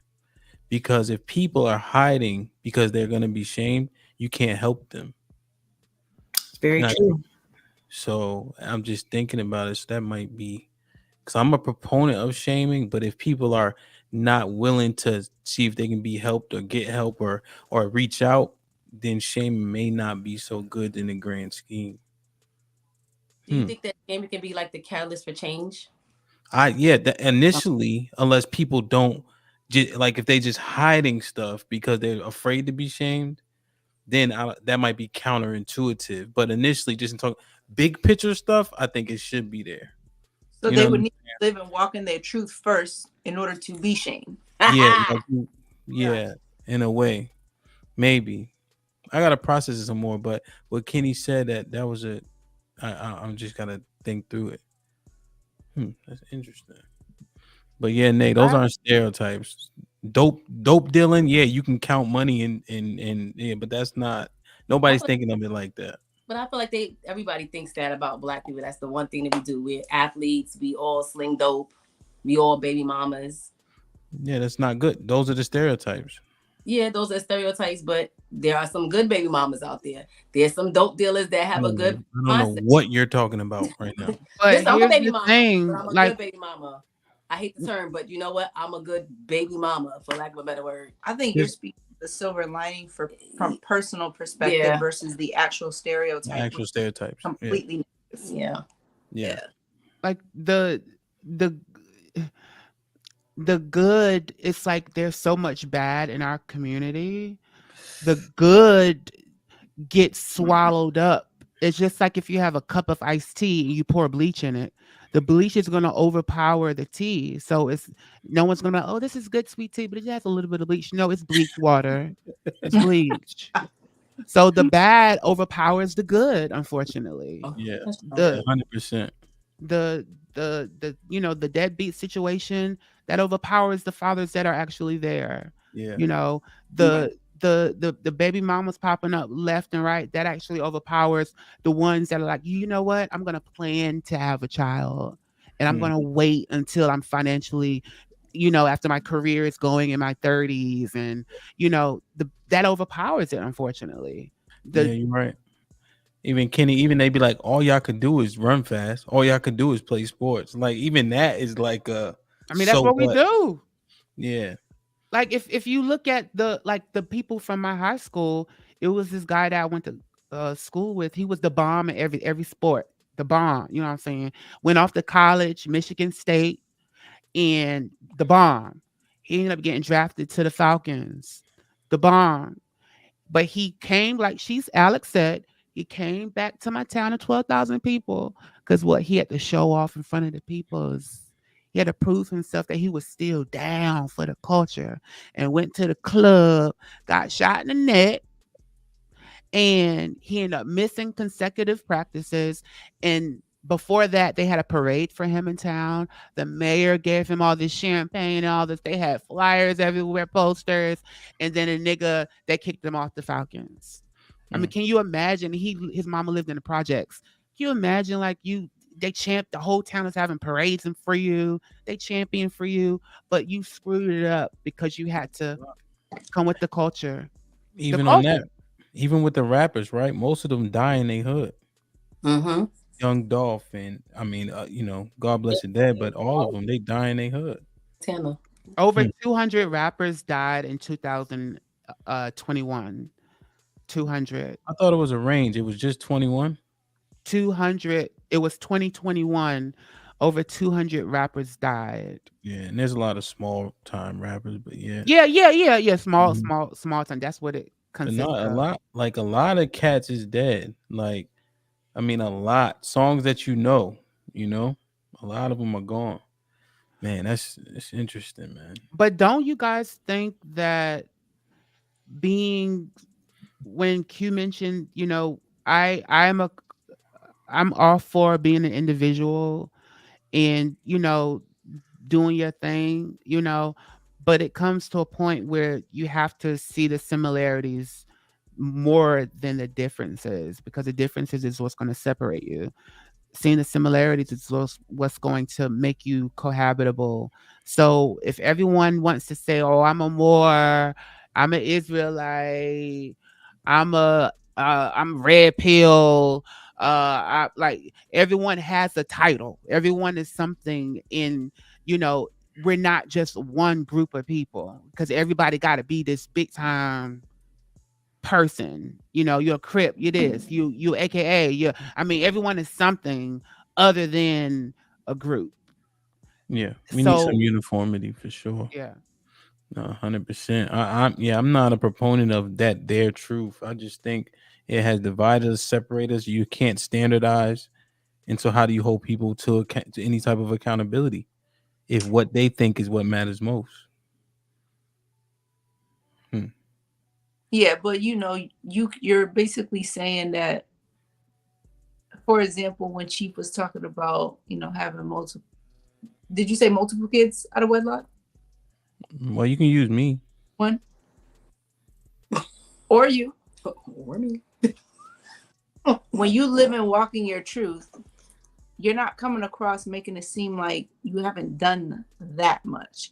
You're not coming across being how these niggas be like fucking down low. Like if you fuck with niggas, you fuck with niggas. Live and walk in your truth. It's not to say like, oh, this is not what I am. This is not what I do. Because now you're not being your authentic self. You know what I mean? It's not to say like, shit, if you fucking killed somebody, I want to know I'm in the room with a killer. I'm not saying killing is good. I'm not saying killing is bad, but be who the fuck you really are. That's all I'm saying. Live and walk in your truth in that aspect. But now, Q, how many people do you actually think know who they are? I don't give a fuck. Live and walk in your truth. That's the question. Like, who knows their truth? Well, I think we're gonna we gotta circle back on the walk in the truth. If it resonates with you, then that would be your truth. That's why there's so many different religions, because it's not to say that one religion is uniform, is the standard and makes us uniform. It's to say this religion resonates with this group of people. Then there's another group of people that other religion reaches. And then there's another group of people that don't give a fuck with religion altogether. And I don't think there's anything wrong with that. Yeah, I think that's Kenny's point, kind of. Like, we are so broken and disjointed. How will we ever really make true change throughout the community? We might need to focus more on tribalism, because you're not gonna be able to get everybody. Everybody ain't coming. But I wanna I don't fuck about none of that. If your heart in the right place, I fuck with you the long way. I don't give a fuck about none of that shit. Well, here's what's gonna happen, right? If you just use a religion real quickly, in the Quran, you can discipline your wife physically. That's not in the Bible. So if me and one of my Muslim brothers, yeah, we can align to an extent, but sooner or later we gonna have contact. Mm-hmm. That's what happens, because there's too many things that we disagree upon based on our beliefs. Mm-hmm. Like, for instance, in the Quran, you can eat pork if there ain't nothing else. That ain't in the Bible. So again, we gonna have contact at some point. You know what I'm saying? That's all. So, but who would be right between the two of y'all? Me. No, nigga. Everybody has a different belief system. But you see what I'm saying though? That's what he gonna be like. That's Me, your you right, truth, I'm right. That's my point. Right, that's your truth. And then there's her truth, and then there's the So truth in the do- middle. so do That's you guys know what you. But what Kenny's point is, we can't come together because we always only have our truth, and that's what the most important to us. And that doesn't help the community galvanize and be what's the word, Asia, non-disjointed or become more uniform. Unified. Right. At some point, we all gonna kind of meet at a middle point, and it's gonna overlap, and we're gonna be uniform in some way. You're gonna have your belief system. I'm gonna have mine. She's gonna have his. Some don't cut it. Some don't cut it. That's the point. Some doesn't cut it. There's an underlying unifying value that you all would have, and that would create the line of community. So you may be, and that's all about what you value. So maybe not religion, because people are very strong in religion. Some people aren't. So we'll say, we'll keep it at religion though. The Muslim and the Christian, they can still be part of the same tribe or in that community because their underlying higher priority value is family. They value family. Power. Say it again, Nay. The higher power. They both believe that.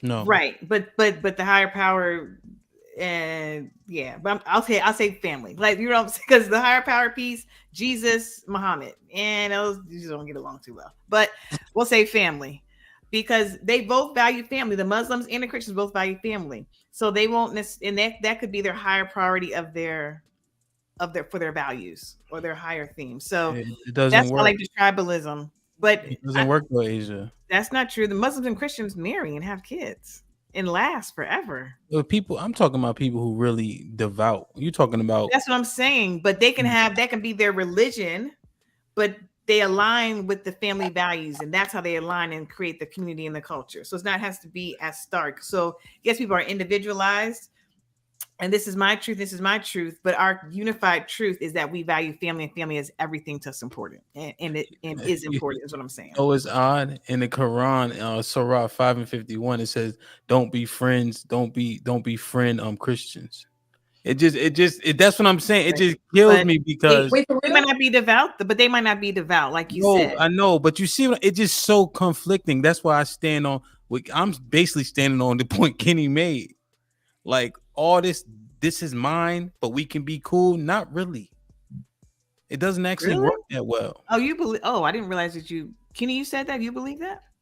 I might be expounding on something, but in terms of you, he just said we're not very uniform because everybody's Wait, go back now. Right. I didn't think that was his point either. I'm like, wait, Kenny felt that way? Now, Kenny, weren't you saying we have so many differences because we can? It's our truth, and then we're not uniform, so it's hard for us to come together. Yeah, I mean that's basically what I'm saying. Like everyone is attached to identities, and these identities overpower the greater picture. So like the identities is I'm this, I'm that, I'm AK, I'm Israelite, identity I'm all could this. be the fathers. Ham and Chief are both fathers. Their identity is being a father. Right, but to me, I look at those are titles, and like me, I don't go by black, I don't go by none of that stuff. I'm just a child of God. Period. Don't call me nothing else. And if that to me, like I'm not attached to masculinity, I'm not attached to manhood, I'm not attached to feminine, I'm not attached to none of that. Child of God. Period. And I think that if people like take them titles off, you know, and just go to the main source. And that's how you would align to me. That's what I feel. Yeah, that's what Kim was saying. I know. I listened to him. You know, interesting, man. So we kind of just touched it a little bit when we mentioned father. So I do want to discuss this last and final topic. Shout out to y'all. Like, share, subscribe, tell a friend for sure. Hit that like button right now if you can. That helps the channel the most. Today's changing family structure. Whose job is it to bring stability back into the household? Men or women? Chief. I'm watching Love smile. I feel like she's ready to go. So let's go.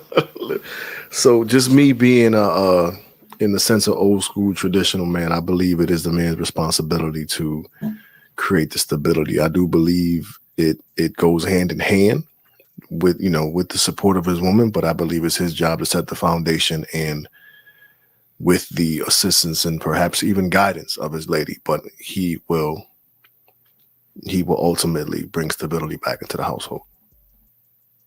Plain and simple. I'm gonna pass the offering plate on for you. You literally said everything. That was everything. It is absolutely the man's responsibility because he is the leader. He is the foundation creator. And with the assistance and the help of his helpmeet, his wife, she also aligns with bringing order to the family. But it is the man's job to bring stability back into the household. You are the leaders in society. You are with your rod and your staff. I think that having a penis brings an audit, and not being vulgar, but having a penis brings automatic power with you. It's a type of power that you have innately with that, and that brings the leadership. And so I always sit there and say, I'll say it again. We need you, Black men. We need men to stand up and rise up in society to really lead us forward and upward. Yeah. In terms of Black men, I agree with Chief. You're not being guided by your woman, though. She may be healthy counsel, but at the end of the day, as the leader, I'm the guide, right? I may delegate, right? I may recognize her strengths and then push her to be successful in said strength, but she ain't guiding me to do a goddamn thing. She can motivate you, though. She can motivate you, Hamp. Not motivate me. She can motivate you and inspire you. I think it's that. I think right there, it's that macho mentality is what holds a lot of us back. Blah blah blah, macho, toxic, whatever you see. That's what happens. That's what happens. So all I'm saying is that it like, for me, like, I'm a movement by myself. But that's me on Fab said exactly, and that's the way you look at it. You know what I'm saying? Yeah. Like, I do my damn thing. I don't disagree with that. I'm just talking about guidance, right? I think this counsel, that's the key, right? And see, when we characterize it as macho, that gives it a negative connotation. This is the truth. It's negative though. So candidly speaking, right now, if I ask you plain and simple, does your wife make you a better man? Yeah. Okay. That is my point. I'm just refuting when you said guidance. I'm not saying whatever everything else you said. So your wife had nothing to do with guiding you towards creating some business plan or project or instilling the faith in you to believe that you can accomplish X, Y, Z. No, because I'm already motivated. That has nothing to do with that. My wife doesn't motivate me, but she is an inspiration. Same shit, no? No, motivation is innate. I've been like this for since I can remember. I don't disagree with you in that regard. However, being inspired internally motivates you, no? No, I'm already motivated though. Wait. I'm going to check you on this because you're backtracking. Now, I recall a couple lives ago. It's true. No, you were a couple lives ago. I recall a conversation being stated about people going to sleep. I remember someone saying, you should know when you want to go to sleep. If you're tired, that you should go to sleep. And I recall you saying that sometimes, your wife, she will end up coaching you into, or she will see that you're really tired. She will see that you're really tired, and her voice would make me end up going to bed. I got too much of a memory to know good and goddamn well. I just watched it. Yeah, because I brought that topic up here. I clipped the video the other day. That has nothing to do with guidance. What are you talking about? You backpedaling and pussy popping. What I said was this. So when I come in the house, right, we have a lot of responsibilities. So when I come in from working, I still get up with the kids, right? So she'll say, "Hey, baby, you should take a nap." You saying that she's guiding me? What are you talking about? You said that sometimes that I don't know when I should go to bed. You said that her end up telling me, "Hey, baby, you should go ahead and go to bed. You're tired." And you said that the M word motivate you Never. to go to bed? Hamp don't like the word guide and motivate. Your wife inspired you to take a nap, motherfucker. How about that? Well, listen, your wife is Never. for some stability. I'm gonna clip the video and post it. I'm gonna clip the video and post it on your page tomorrow. Drug, Period. fucking alcohol drinking motherfuckers can't remember nothing. Period. I ain't never been drunk or high a day in my life. I don't do drugs or alcohol. I ain't never been drunk or high a day in my life, and you 100% said. All right, go clip it. Go clip it. You go clip it. Go clip it. Saying, I said, Hamp, it was a matter. It was about permission. It was about permission. I said, sometimes you to tell you, like, you know what? It's okay to rest. I see what you're doing. You're tired. Go ahead and lay down. And then you say, like, okay, now I can rest. I can go ahead and I can sleep. But if she doesn't tell you that, she doesn't guide you or give you that permission, inspire you. Watch your mouth. He don't like the word guide. Essentially, his wife is helping with the structure. I'm on my Asian shit. I don't like certain words. Watch your mouth. Tell me. See, this is right here is the reason why. All jokes aside, no. Let me clarify. What Kenny said is absolutely incorrect.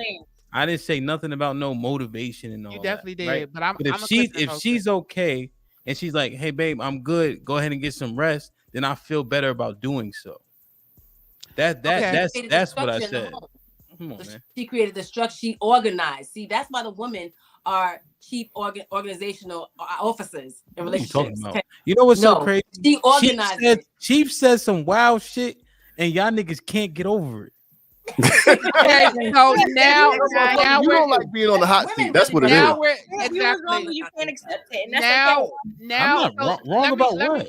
Let me get this out. Right, see, this is a prime example.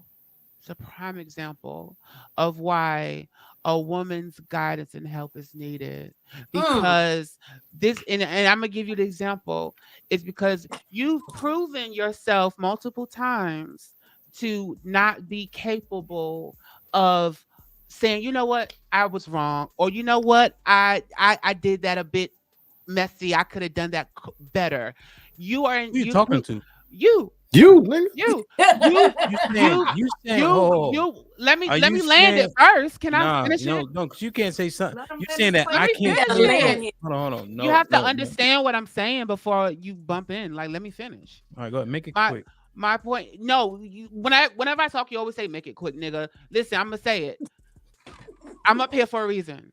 So the point is that when you say things like, "I'm the leader. I don't need no woman," whoop, but then you're incapable of taking accountability when you don't do things correctly. You've proven yourself to be incapable of that many times. And the point is that men. Am I supposed to let that point? No. Let me, because you said men, so now you're gonna go to generalize. No, okay. Well, let me just finish. Well, no, because you said something that's not true.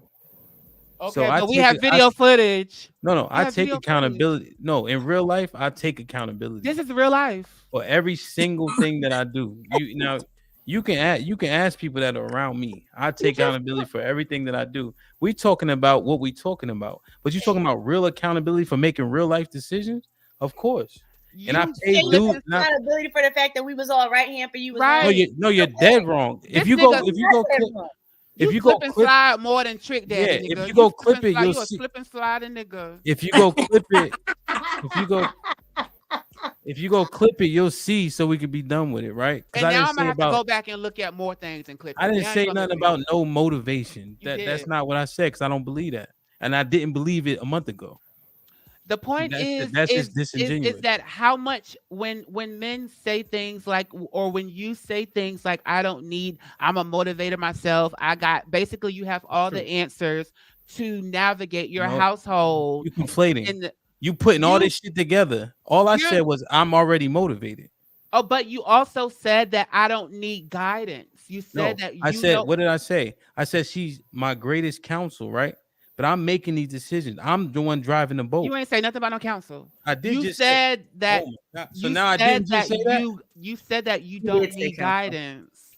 Didn't I just say that? She counseled you, or she guided you to lay your ass the hell down because you was doing a lot. No, see, here's the thing. Ain't no Ain't no bottom. See now, She now created here's the thing. stability in the You home. can't That's wait, what I'm wait, wait, wait. Watch this. You can't fuck the word up, and you can't say I didn't say something I did say, and then you can't then dismiss it and say regardless if you said it or not. That's bullshit. But the way that you just slipped and slide and Hold on skated now. and Acknowledge that point though. Acknowledge that point. Because now you're just like, oh, whatever. We I don't care what didn't you're hear saying. you This say is my point. counsel. I didn't hear you say counsel. I said it now, so you take that back. So you said it now. No, I said it. Now you know I said it. You take it back. What? Yeah, Chief, you started this shit. I What? didn't hear No, it. no, no. Let Chief talk. So I just want to ask you, does your wife inspire, influence, or guide you to making a decision for your family? Counsel. Those aren't all the same to me. Motherfucker, answer the question. put me in the top left corner, B. Put me in the top left corner real quick. I need the sound effects right now. Does your wife inspire? Does your wife inspire, influence, or guide you to make decisions for your family? Those are not the same. Answer the. Does your wife Yes or no? Yeah. inspire, influence, But or guide you my to make a wife- decision for your family? Her opinion, what she thinks and says. Does your wife inspire, influence, or guide you to make a decision for your family? Because this is what you would do. This is what you would do. No, him? You would fucking ask the same question until you got answered. Answer the question. Yes or no? Yeah. Okay. You can go back to your spot now. That's all we needed. What does that mean? I'm proud of you. Oh, that's good. That means you can still run the show. You can still be the head of the household. You can still create the stability in your home while having the influence of your lady. That's all I'm saying. Yeah. Okay. That's wisdom. A moment ago, it looked like you were trying to refute the fact that your lady has some input on the decisions you make. That's what I was saying. She my greatest counsel. I think that just got glossed over. Or maybe y'all didn't hear it. I know You didn't like the word guide. Yeah, you didn't like that. Or motivate. I'm on my Asia shit. Well, honestly, but not jokingly, motivation. I do feel like that's an innate thing. I feel like any woman who gets with a man, that man needs to already be motivated. I don't disagree with you, but I can speak from personal experience. I've met in my life 2 particular women just based off of who they were. Motivated me even more. Let alone what the gems they were throwing into me and the fuel they were giving me. Just based off of who they were motivated me. You know what I'm saying? Chief, do you think it? Not to just to ask to clarifying question. Do you think that it is semantics, motivation, and inspiration? I think they go hand in hand. I definitely think they go hand in hand. So you think because you have to be inspired to be motivated, no? In some way, shape, form, or fashion. I don't know. I mean, even if it's self-inspired, you have to be inspired to develop that motivation. I would say. I mean, I could be fucking wrong, but maybe I get up early. I don't sleep late. I don't really need an alarm. You know what I'm saying? And I can go, huh? Why? I just always got something to do or something. And then like I'll DJ this club, that club, this club. It'll be a 14-hour just DJing straight. But I don't know if I'm even inspired. I'm just motivated because I got a goal to reach. But you're not motivated to go to sleep, which is why she has to tell you, I think you should go to sleep. What are you talking about? The fact that your wife had to tell you, I think it's time for you to go to bed. She had to motivate you to do that. Night. She was being operational at that moment. What you say? He's already tired? I was already tired as shit. You tease me with a good time. Tired, but she had to inspire you and motivate you to go to bed. But also, see, here's what happens most time, right? If we just using me, I get home at 3. I'm up at 6:30 with the kids. So now all of a sudden she say go to sleep one time. Now she's a fucking savant. It ain't one time. You know she didn't. So Adrian that so he can do the sound effect. Here's the thing. What I've noticed on these YouTube panels with men of your ilk, Hemp, is that you guys, and I'm going to put you in there, you guys lessen the powers and the capabilities of women. When it literally, most companies, the best companies that are ran in the best way have women on the team. A bunch of men running a company is not going to work out because certain things that women, I used to work at a company with all men and it didn't work out. Most You can't prove that. because men have some things that women don't, and women have some things that men don't, and you cannot shortchange the gifts that women naturally have that men naturally don't. You just can't do that, and you guys do that all the time. Gotcha. So if I say she's my greatest counsel, where is she being shortchanged at? I mean, that's one thing. No, the greatest counsel. If I'm making decisions, you go to your counsel and then you make the best and most sound decision, right? So where is she being shortchanged at? Well, I'm going back to the points that you made about how you don't need guidance and you don't need motivation, things like that. That guidance, when a person say they don't need guidance and they have a woman beside them with all of these juices and spirit and things flowing through them, that's basically saying I could do this on my own, but I don't need your gifts. Your gifts ain't gonna help me go even further than what I have been. No, this is how motivation works, Ken. I can do this by myself, right? That's why I don't need her for motivation. But you can do it better. Ask any man that's really let me finish his statement. Let me finish his statement. This is how I see it. Motivation is me. I can do it by myself, right? But having her, it is extremely enhanced, no question. But I'm motivated to do these things, and I would get there, but it might take a little bit shorter path with her with me. Or a lot of bit shorter path to be fair, right? That's how she helps you grow. She helps you get there. She helps you elevate even more. I just said I'm agreeing with you. I'm agreeing with you. I'm agreeing that she helps you. That's if you ask any successful man out here and he's married, he will literally, a man who is within himself, he will literally say that my wife has helped me get to more heights that I would have accomplished by myself. That's basically like, even as a team, a business, you're more successful with a team than when you're by yourself. So you just can't men can't shortchange the gifts of women.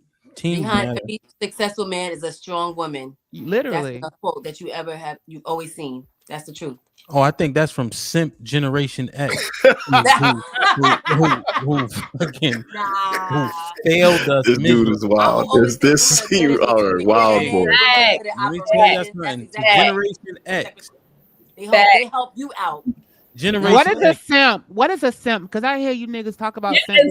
So toxic. What is a simp? Toxic men. That's a simp. Generation X. Masculinity. I got you. No, Asia. seriously, what is a simp? I really want to know for your definition. So just to sum it quickly, whatever simp ass nigga came up with happy life, happy wife, or that whatever that shit is, that nigga right there, he's the epitome. So that's a simp. She doesn't want to be happy. Mm-hmm. Yeah. Like I was preparing a customer today, and he's like, "Oh, let me get my wife. She make all the decisions." I said, "Get your cocoon simp ass out of here, man." But she may be best at decisions. Like if she's better at decisions than I'm him. just painting the pitch. I'm just painting it for you. That's all. You asked the question. That sounds nuts to me. Okay, well, I do agree that whole happy wife, happy life has created the God complex in Black women where you can't tell them anything. I do believe that happy wife, happy life has helped to cultivate this God complex within women. So I do agree with that. But simp, I don't know. Well, let me put Chief. So, you know what I mean. I know what you did. Now, so do you think that? So you said we got to put the households together, right? Again, do women have to make a conscious effort to get back in order, though? I don't just explain what that means before I vilify myself right now. I had him chewing my head off. Yo, fuck it. They don't.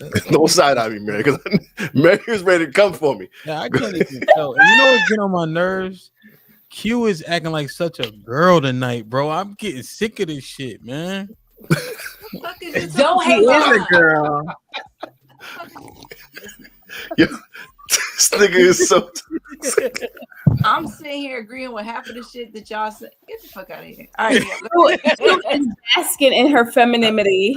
Q was agreeing with me, but she ain't want y'all to get on her boots. So, and usually she don't give a fuck. She was nodding. She winked. She hit me. She texted me. Said she was feeling me.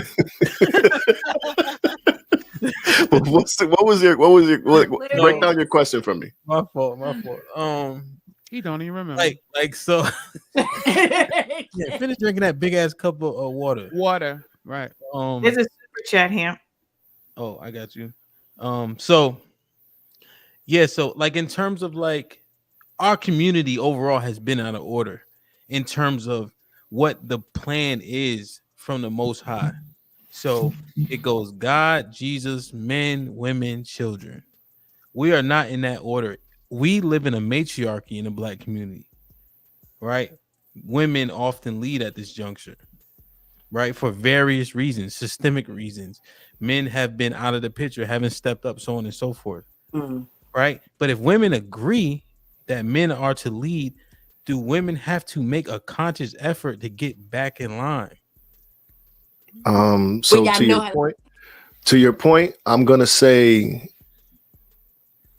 no. But if women are going to point the finger at us, and they are going to, if they are the representative of the household, then they need to do a better job raising leaders. Jesus Christ. Shout out to Mike Brown with the $5 super chat. He said it just sells t-shirts, nothing more. Is he talking about the happy wife? Yeah, the happy wife, happy life he's talking about. So yeah, and can men, and obviously there's outliers, shout out to Chief. But can women really raise men? I think so, bro. I really do think so. No, I think so. No, I'll be the Bub will say yes. Bub will say yes. Remember, you're not a man. You're not a man. Huh? Don't so know you're calling Bub not a man? No, I said there's outliers. Shout out to Chief. See, you see what I'm saying? Oh, wait, but listening, bro. First, I was talking to Mary, not you. Oh, my bad. You're not a man. Number two, what I was saying is there's so many outliers. Chief is one. Bub is one. We can and no, we can there's others. no. And so what I'm saying is that there's a lot of outliers. There's no outliers that they're okay. There's so no outliers. Oh my God! You're not a man. Go ahead, Mary. You got it. I'm not doing this tonight, John. It's 11:15. You're not a man. You cannot raise a man. Period. There's just like if you're not a woman, you cannot raise a woman. If you're not a man, you cannot raise a man. There's no outliers. It does not make sense. It doesn't make sense. I think. Well, so what the key is? I think so. In me knowing Bub and Chief because they're tangible examples. Those are strong men who represented in the community, been through hard things, right, and make a difference. Right, school and just in progression alone, right. But they would be considered outliers because we know the stats say that the boys who come from those single mother homes don't do that well. But you can't tell me that they didn't have some kind of male influence. Who, Chief and Bub? I mean, Bub said he had his dad like here and there, whatever the case is. But I don't care if you're Googling on the internet, looking up to somebody else that's somewhere you else. have coaches and all that stuff, sure. If you're a woman and you don't know how to be a man, you can't teach a man how to be a man. Now you can have all these, Bub, Chief, all that. They've had all these failed relationships or whatever the case may be. Like you cannot, they were raised by women that don't know how to be men. You cannot. So Mary, the question was, they can't raise leaders. I got cut off. Because I would never tell a man that he could raise a girl. So that happen because a girl is not going to intake the same information as a woman coming from a man. You just don't know. You just can't do it. Y'all can say yes, you can. There be two-parent household, and there still be men that will come out of that two-parent household with a father that's supposed to be great. All right. Still be messed up. Stop for a second. Yes, you guys are right. There's some in every single equation. That's not what we're talking about. We're saying Mary's saying none. No, we're saying there's some kind of male influence. I don't care if you're Googling a nigga. I It's do not. different from being in the household, Mary. But I'm saying I don't care. The consistent influence is the mom, and so there are gonna be some women, right, which create outliers that are successful in raising good men. That's true. And strong leaders. Women don't want them niggas. The original question was leaders, not men. So when what I'm saying is this, there are women that can raise good leaders. I will not. I'm standing 10 toes down on that. But do you think it's a small? You think it's a minority? Love. You think? But yeah, keep that point. You think it's a minority of women that can do so? Love. You think it's a Yeah, I got you. You think it's a minority of women who are successful in doing so? That can raise leaders? No, I don't think it's a minority. Huh?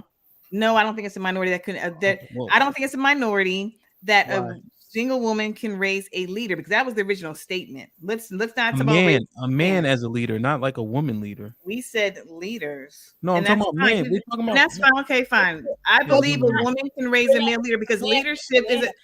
Pam, I'm trying to answer the question. You asked me a question. I'm trying to answer it. Let me ask the question one more time. I'm trying to answer the question that you gave me. I know. Let me clarify the question, because I just want to make sure you understood what I was saying. Male leaders raised by single mothers, that would be a minority of women that would be successful in doing so. Yes or no? No. Okay. Now, the statistics. I know we don't all care about the statistics, but the statistics are out there that say that you saying no wouldn't be proven by how well these black boys are doing coming from single mother homes. So let me say this, because I've been trying to say this for 10 minutes now. She can raise a male leader. Leadership can be leadership in knowing how to manage money. Leadership can be it's a leadership. It's leadership. It's leadership. Leadership is also about controlling their emotions. Leader can be a leader in the home, a leader on his team, his basketball team, his football team, his baseball team, a leader amongst his friends. So yes, a woman can do that. In his pod too, right? Do that and do that. In his pod too, right? But you can't raise a man to be a man. What are you talking about? So can I ask you a question, Mary? The level 3 security prison that he gonna be in. As long as he's a leader in his pod, he's good too. Not raise a man. No, so, Mary. You can't raise a man to be a man. So, Mary, let me ask you a two-part question. As simple as you can define it, can you tell me what a man is from your perspective? A man is somebody. A man is somebody that can lead. A man is somebody that can stand in his truth, as Q would say. You know, stand in his truth and what he believes in. A man is somebody that can put his foot down. A man is somebody that has respect for himself and others around him. Like, there's so many things that come in regards to being a man. Okay. Secondly, a woman. To overturn situations and be able to change the next part, man. A woman. Give me your example or definition of a woman. A woman is somebody that is strong. Somebody that's supportive. A woman is somebody that can hold a family together. That's me. To me, a woman is the nurturer, the caterer, the person that just kind of is the glue to everything that's going on. Okay. So if I told you 4 hours ago, I had a conversation with my 11-year-old daughter and all my kids, but I said, what's the most important thing I've taught you? Today, I asked all three of my kids that. And she said, to love my family and always to love my family and myself and to always be kind. With those three examples, I can intertwine them with your definition of what it is to be a woman. Are you to imply that I'm not raising my daughter to be a woman? Or I'm incapable of doing so? I'm saying that you are incapable of doing so because you can't come with a follow-up behind what is required for that. Your daughter can take it in the way that she wants to, but if she doesn't have examples and perspective of what exactly it is, if you're not standing in that, she's not going to take it the same way as somebody that actually has had to stand in it. Gotcha. Okay, so with that being said, I understand that. Everything you define to be a man, I stand very firm in 11 and a half toes down in that. So you telling me I'm not a man because my mama raised me? I'm not saying that you're not a man because your mama raised you. I'm saying that your mom can't raise you to be a man. But she did. She can't. No, she didn't. You may have taken in some things from other people unconsciously in regards to being a man, but your mother has never been a man. I understand that. So with those experiences, His level of thinking, I'm like, I love his level of thinking. He's been raised by a single woman.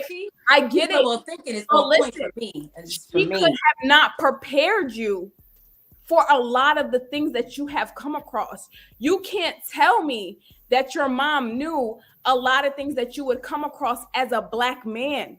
How you know what this woman know? Right. She's not a man. I know that she's woman not a know. man. Right. I know that she's not a man. I know that she's not a man. But That's Mary, that's all that Mary, is the fact that she's not a black man. But there's still skills that she could instill in him that he can use in everyday life and be a conqueror. But it does not matter. Please. What I'm saying is, what I'm saying, again, it does not matter. She can give him intuition. She can give him information. She can give him whatever she could give him. But what I'm saying is she's not a black man. You're of course not. She's a black woman. Mary, you guys are trying to tell me. You guys are trying to tell me that you Mary, can. you been drinking? What? You been drinking? Got to be. The whole bottle is Got to gone. be. The whole bottle is be. gone. Because my thing is, what we're saying. What I'm trying to say is this: everything that Chief would need to have the blueprint structure to be a man, his mom gave that to him. What you're alluding to, I believe, is the isms, and the isms you get from your peers. All it takes is for a boy to go to school with and be amongst boys. But he didn't. He fucked up. But the isms. But it took for Chief.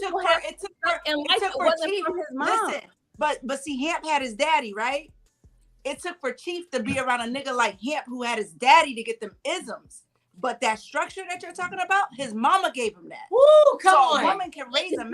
It's not saying that your mom can't give you structure. It's not saying that your mom can't give you structure. What it's saying is that your mom cannot teach you how to be a man because she's not. And a man can't teach you how to be a man either. They can give not you a fucking man. So what you not about to do is tell me my mama ain't gonna do what she do on National Women's Day. but my thing is, the definitions that you gave. You have to put that package and go ahead. But that's my thing. My biggest issue with society is people not understanding the part that they play. If I'm not a man, I'm not going to tell you what experience a man comes across. But your experience will be different because your journey is individual. Your journey is individual. So you can't tell a man how shit gonna be for him. It boils down to black men and black women. That's what it boils down to, black men and black women. As a black woman, I can never raise my son to be at his fullest potential because I am a woman. I don't experience the same things that a black man does. I don't have You can. As a black man does. I don't. You can. You've been learning. Black women are strong, so you can. You are capable. We are strong women. We are strong, but you're capable of doing it. But we are strong women. The definition of man and woman. I'm not a man. The definition of man and woman that you said, Mary. The definitions that when he asked you what is a man and what was a woman, it was as basic as this table. I got my laptop on. It was very basic. Details. You weren't talking in anything like magical that you need a special type of person to build that person. And if you're talking about a woman gotta raise a woman, well, as we can see, a lot of women aren't womening today. Come on. A lot of women aren't even womening. That's why they're twerking on tables. But a lot of women can't manage either. But a woman raised that woman though. A woman raised that woman. A woman can't manning either. Like a lot of things are again. So what's the Mary? What's 3 things that a woman cannot teach a man? 3 things. How to be a fucking man. But no, you gotta know. Specify it.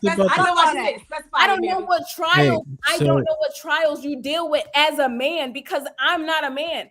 I don't know how to tell you how to defend yourself in regards to being a man. But you realize even having daughters, you're not gonna be able to do that shit for the woman either. Listen. I'm a nigga. My daughters act like niggas. Both my daughters act like niggas. I don't know what to tell you. Yo, listen. the argument is, I think you guys are right. Those who can't do can teach, right? So you take Bill Belichick as an example. He ain't playing no football, but he's a hell of a football coach, right? He has coaches that really get that message to resonate.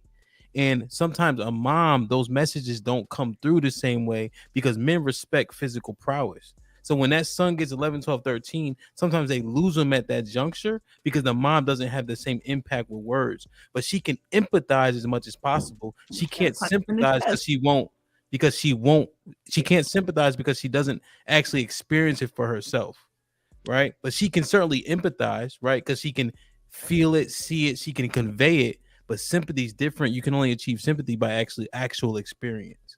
But so I think that's the difference there, where your father can be more impactful when he's messaging because he saw it and been through it himself. Right, that's what I'm saying. The lack of experience. If you're not a man, you don't know a lot of things. Like we. Mary, let my point land because it was better clarified. Okay, I really want to hear what Mary thinks. What 3 things Mary feels that makes a man like. Hold on, we already did that, Nay. Before she go, can I please say this? Go ahead, Kenny. The point that I was trying to make earlier that wasn't made is that when people are trying to talk and they're trying to tell you about their experiences, people aren't listening to them. So when you say that you don't know what a man goes through, well, if you listen, when men talk about their experiences, instead of going at them jab for jab, but if you just listen to them, then you'll know what men go through. If you talk to that man, if you talk to that women man, don't. if you listen, but women don't, which is exactly why I'm saying a woman can't raise a man to be a man, because women will not. Oh, I think Ken, I think the bigger point on that is I think you're accurate if people listen, right? But the greatest level of that feeling you can achieve is only empathy, because you never actually experienced it yourself, right? And empathy is great, though. You need empathy to be successful, right? But for young boys, they need somebody who can sympathize, because we want to know you felt it, been through it. You can tell me exactly what it looks like a wet dream, for instance. Your mom gonna tell you, listen, your nuts gonna get full as hell when you hit puberty, and you're gonna bust on your sheets or whatever. But your dad say, yo, bro, my dick was stuck to my drawers when I woke up. Like, it's a different thing. Like, it just resonates differently. Yeah, I understand, but can't a woman have other men in place in her life? That's what Mary said. She said there was an influence from outside male influences. Sorry for using the same word twice. That maybe helped Chief get to where he is. It wasn't just an independent mom. Okay, so I understand that, but for me, coming from a two parent household, I still learn things from outside the house as well. So there are people who have their 2 parents, but everything that they learn are not from the son. Generally, learning everything from his father. I mean, typically men aren't out here. They're not really the educators of the children. They typically provide. If they're the provider, they provide. But when you're talking about the educating and teaching them how to do X, Y, and Z, typically that's not them. Typically, your son will learn from watching you. But regarding the conversation that you just said, my balls was stuck to X, Y, and Z, that's not typically the thing. I understand what you're saying. But what I'm saying is like, that's the experience. Like, as a man, he's able to be like, this is what actually happened, in regards to a female where you're like, hey, this is my perspective of what may happen. A man can tell you, like, this is what actually happens. You know what I mean? I'm not shunning single mothers. Like, I was raised by a single mother that didn't know how to raise me to be a woman at all. You get what I'm saying? So I understand that completely. But what I'm saying is you have to have that kind of structure in regards to a man. Like, I struggle with my son. That's not my husband's. And he got everything in order himself. I would have never been able to do that. You get what I'm saying? So I get it. It is different coming from a man. Kids or anybody listens more when it comes from somebody that actually has experienced it. And I feel like that's in life in general. Take advice from somebody. You rather take it from somebody that has actually experienced a situation than somebody that thinks they know what's going on. We said that. Yeah, but it sounds like you're talking about authority, Mary, which again, you don't necessarily need to be a man with nuts dropped to have authority in your household either. For a man, for a little boy though. What makes a man? Yeah, because okay, let me land. Because what you're talking about is when you asked the question originally, Hemp, you said, can a woman raise a man? Y'all started speaking to can a mother. A mother comes with a certain level of nurturing at times that, you know, is going to make that difference in how she deal with her child. But a woman, yeah, if you didn't carry that child, you could totally have a certain level of authority. Janae could tell you, even down to my nieces and nephews, they all respect me because I don't take no shit and I don't play no shit. Wait, go back to that comment. And respect is different. A respect is completely different. That's like a man how to be a man if you've never been a man. Men typically have that. Yeah, Q, but you know that you would be an outlier. This is a fact, but it answers the question. But Q, you a nigga? Ain't you a nigga, Q? No, I'm not. No. I don't identify. I don't know. She's a masculine woman. She's a goddess. I don't know what you classify as. To you my nigga. So you my nigga. So I don't. OM Gahira. I don't think I'm saying the name correctly. Single mothers with their bastards and weak men are a cancer to society. Lies. That's what the government wants for the future of humanity. We had a whole damn. I just feel like a lot of it comes with experience, and that comes with that. Yeah, Mary, you said that, but guys, can we be vulnerable for a second? Go ahead. We can't champion things because we are those things. I think we have a huge issue with championing things because we're a part of that group. I have kids out of wedlock. I don't think that was the right thing to do. I shouldn't be. If I could do it over, I wouldn't be a part of that group. Right? I have to regret that to some extent, not the kids, but my actions. And then going forward, I can't say I'm still a great dad. Yeah, cool, but that's still a thing that I gotta speak out against. And so when it comes up, I have to address it. I can't use myself as that one outlier when I know that that's worse off for children. But we see many other men, because when you say outlier, there are so basically the majority of kids out here were raised by single parents. I want to say our kids, right? Black kids, right? Yeah, black kids were raised by single. So the men that are out there being responsible, 9 times out of 10, they were raised by single, by their mothers. So it's more than outliers, because the men that are out here doing their thing, like I said, 9 times out of 10, they were raised by their mother solely. Even if they were married in divorce, the mother was still more of the parent than the father because he's not in the household.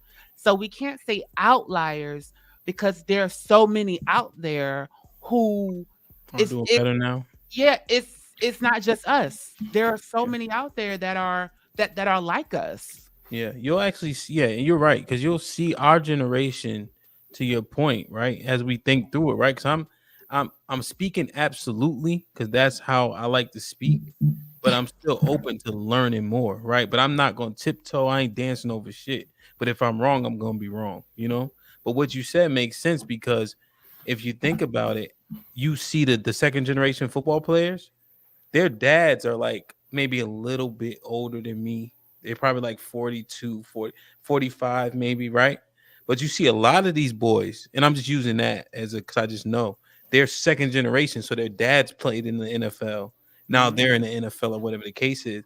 And those dads too come from single mother homes, because we come from Generation X, which is the worst fucking generation in the history of the country.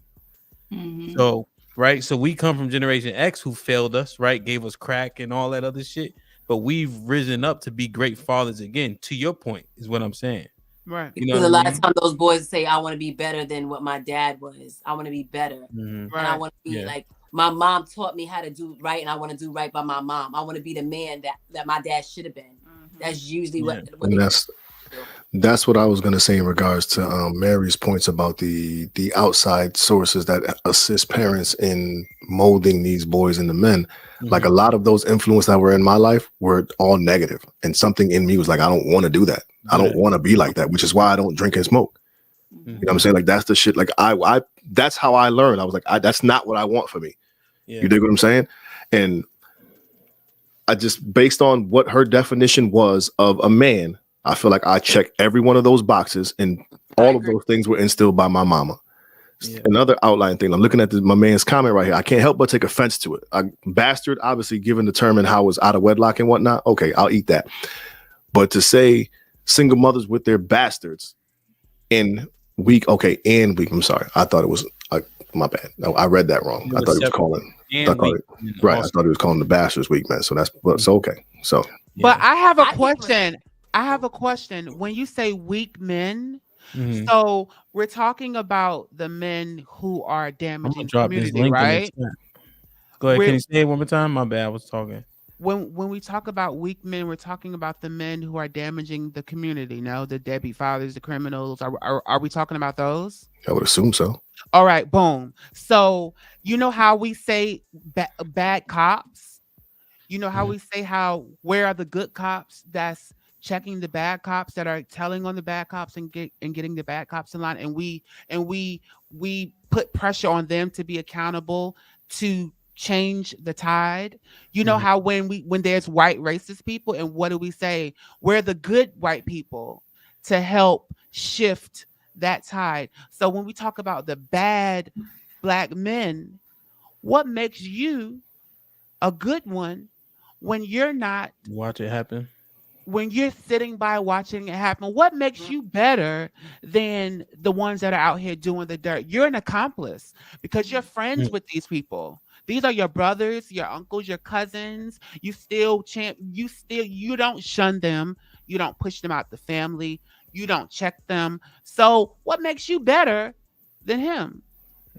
So who is really good and who's bad? Yeah.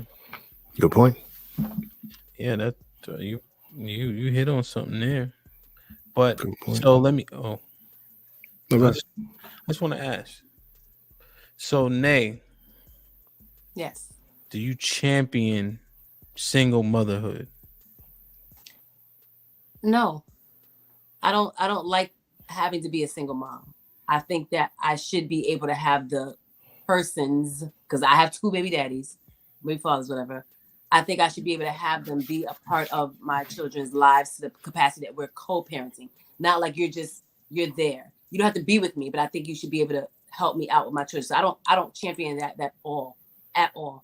So to your point, why I'm in a relationship, I'll be honest, and I feel like they're more of the parents sometimes than their own fathers. Which is dope. Which is dope. Shout out to them. But to your point, Hamp, I think no doubt. No doubt. Shout out to you. But I think championing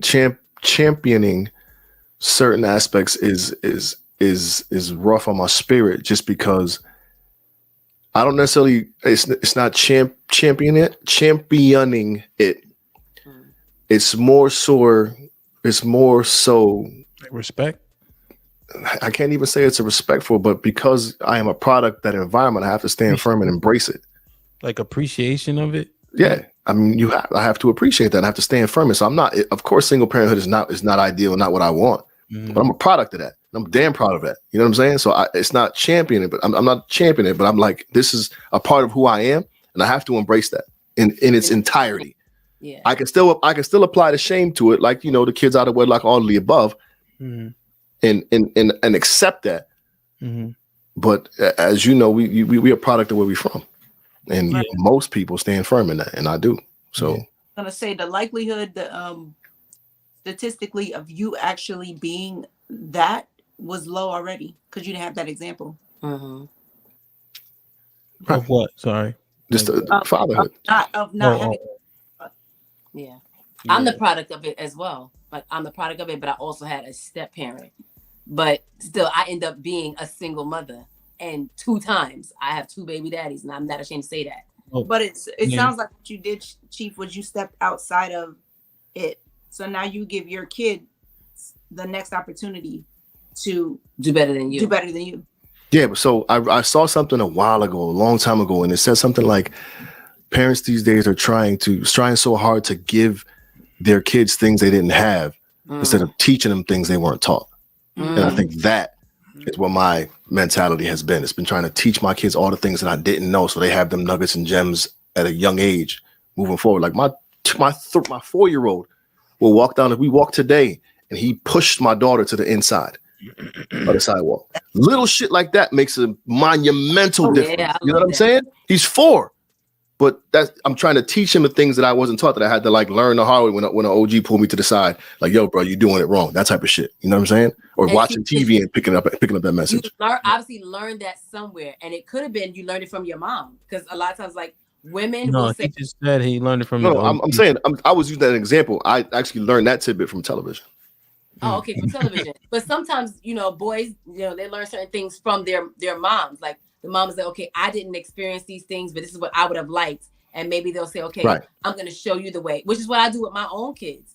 I do the same thing. Okay, this didn't happen with me, and this is what I would have liked. This is what men should do, based off of what I think a man should do. Yeah. Right, so to the point, like we can, like a woman or a man can do the research to find the best tools to implement into their child. Like I didn't know that when a woman has a skirt on, she's supposed to cross her legs at the ankles and not the knees. You know what I'm saying? Like I didn't, like that was something I read and learned. Like they say you're supposed to cross your legs at the ankles lower. I'm like, okay, well that's something new. You know what I'm saying? That cloth over your legs. All that by reading and doing the research on it, because I want to help best prepare my lady, my baby girl. So I mean, I don't know.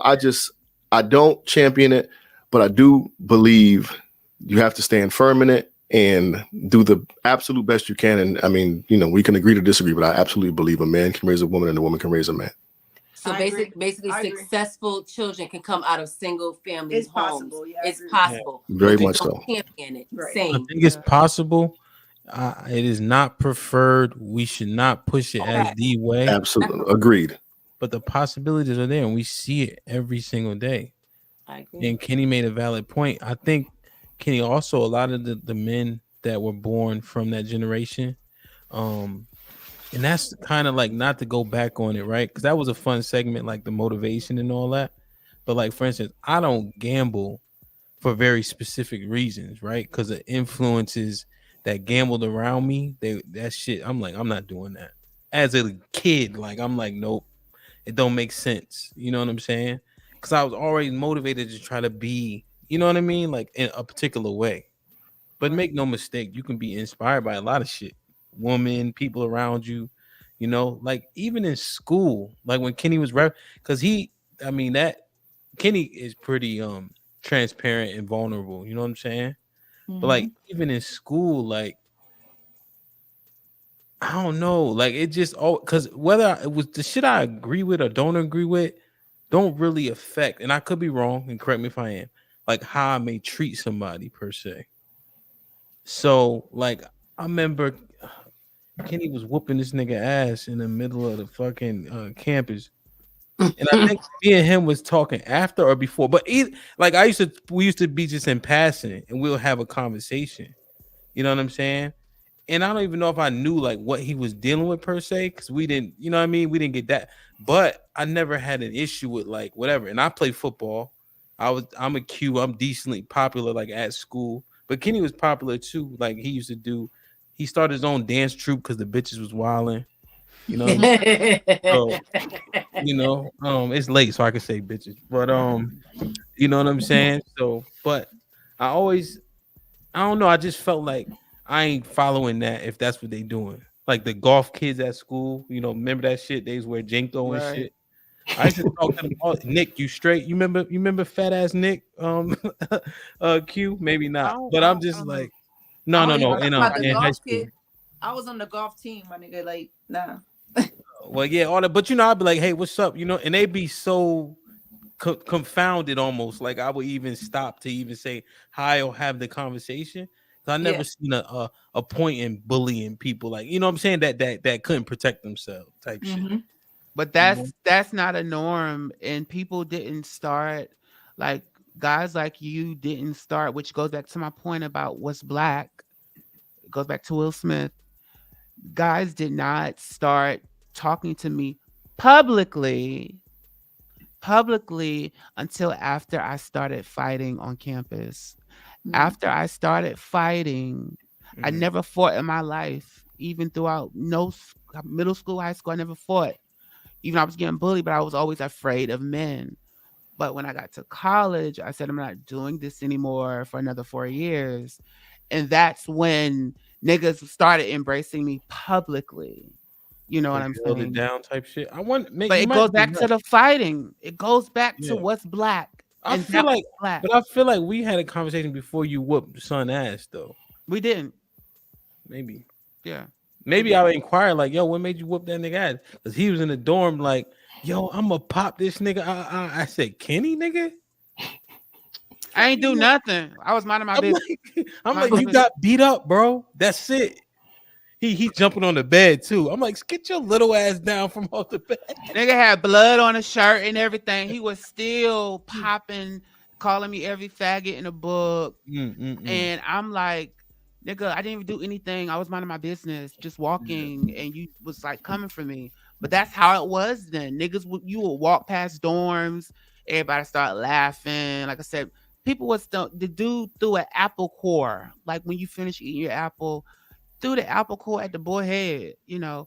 And the rest of the boys won't fighting like that. Like all the feminine boys on campus, they won't fighting except for like me, like one other person, Curtis Moore. You know, he beat up the Kappa dude, and the Kappa dude pressed charges on him. Like they had to go to court. He knocked his tooth out. Like it was a whole thing. But it's sad that that's when you get respect. Is when you start fighting. It shouldn't have to come to that. You know, man, it was a Kappa, so that's two gay niggas fighting anyway. Literally. Literally. And because the dude was dancing with him in the party. I remember that. Yeah, was dancing with him in the party, and dudes was like picking on him, shaming him, and he pretended he didn't know he was a boy. Yeah, I remember that. And he got his boots smoked outside. Literally toe up from the floor up. I remember. Damn, man, that's interesting, man. Hey, I need y'all to clap because I don't got my buttons. Man, you got a button? Who did that? You hear me? I got my little. All right. I forgot I had that shit, honestly. just now. Definitely amateur hour, but it's better than nothing. Yo, you a fucking hater, bro. Look, next time I'm gonna have to plug up my Oh no, hell no. No, I have a Procaster. The Procaster. Oh, you got the Rode one? Yeah, with all the buttons and stuff. I got the Stream Deck. You know what I'm saying? Like, but I just don't use it. I got this is a Rode mic right here, matter of fact. Right. Because I didn't want to travel. Podcaster mic. Yeah, I didn't want to travel with the short ones, you know, just in case type shit. Literally. But yeah, man, hey, this was awesome. We went a whole bunch of different ways. We had arguments. It was long as hell. It's mad long. But hey, yeah, it's probably. Can I say this one point here? This I know everybody's tired. No, I don't everybody's tired. But well, we about to do final thoughts. Okay, well, I said am I final thoughts. Let's go. Hey, that's turtleneck. This is actually a half a turtleneck. This is not a whole turtleneck. It's a okay. Put it back. Damn it. First of all, that is fucking wild. Right? Listen, I got a bunch of these. Damn, that shit look warm though. I thought you was warm, nigga. You freezing. No, it's a real turtleneck, but it's just a half one. Yeah. Word, man. Listen, I don't really like Jerry, so I gotta stop saying that. But I don't really like Jerry Springer. I gotta say something new. I'm giving him this nigga too much credit. Literally. The hell with Jerry Springer. But I do want to do final thoughts. So, Ken, final thought. Final thoughts. Okay, so I just like to say that to go back, we have to find our similarities and come together on similarities and stop really focusing on why we're so different from one another, we're not going to grow as a community. And I think that we should start holding each other accountable, let go of all these celebrities we're following, and actually build communities, buy towns. There was a group of 19 Black families who bought 100 acres in Georgia, and they called it called Freedom Land. There are people who are really coming together to like literally buy and build towns because they're coming together on similarities. So that's what I have to say. Thank you. Word. Q&A. I think that we have to listen to understand one another so that we can be unified. And single mothers can, in fact, raise quality men and women in society. We don't necessarily want to do it, but it is very possible. And I want to say, give these kids a 2-parent household if you can, because that single mother shit is for the birds, and these kids has ended up fucked up. But at the end of the day, no matter where you at, who you are, live and walk in your motherfucking truth. Chief. Respect. I just think ultimately, I mean, it's a great conversation all the way around, but I think Black people, kids, we need more mentors. We need more people speaking life into people. Saw a quote one day and it kind of said, when leaders walk into a room, the followers feel intimidated, the snakes feel threatened, but the next leaders feel inspired. Mm-hmm. So I think, recognize the energy you carry and use it for better purposes, I guess. Let's all work on being leaders in the most positive light possible. Yeah, I like that. I think that's pretty profound. I really wish and hope and pray that one day we could band together, but we have to do a lot more aligning for sure. I think the key to a lot is respect, because you don't have to like somebody to respect them, nor to have a conversation. So if we exalt respect, I think we would get better results. We so worried about how we feel, right? But if somebody proves to you that they deserve some respect, I think you should stand on that, and then I think we can get a lot more done together. I want to say also, I think I learned more today than I do most times, right? Because even like shaming, I'm a proponent of that still, because I haven't processed it all the way through. But what Ken said, kind of gave me a little bit of an epiphany, because I'm not a pick and choose type of person, but you would have to pick and choose with shame because there's a lot of cons with it too. Because I was just thinking about big picture stuff. But if you bring it back, it's coming back all the way. So do we want to throw the baby out with the bathwater necessarily? Or do we need to try to find another tactic? So that's just one thing that I learned today. That I still got to process. That nigga might be wrong, but he might be right. Bald head ass. Hey, look at Chief pulled his hat down when I said that. He pulled his hat down. Listen, man. I embrace my baldy B. Me too. I can dig it, man. Yeah, this shit been awesome, man. I'm gonna chop this one up for sure. It's gonna take a week. But like, share, subscribe. Tell a friend to tell a friend. And we out.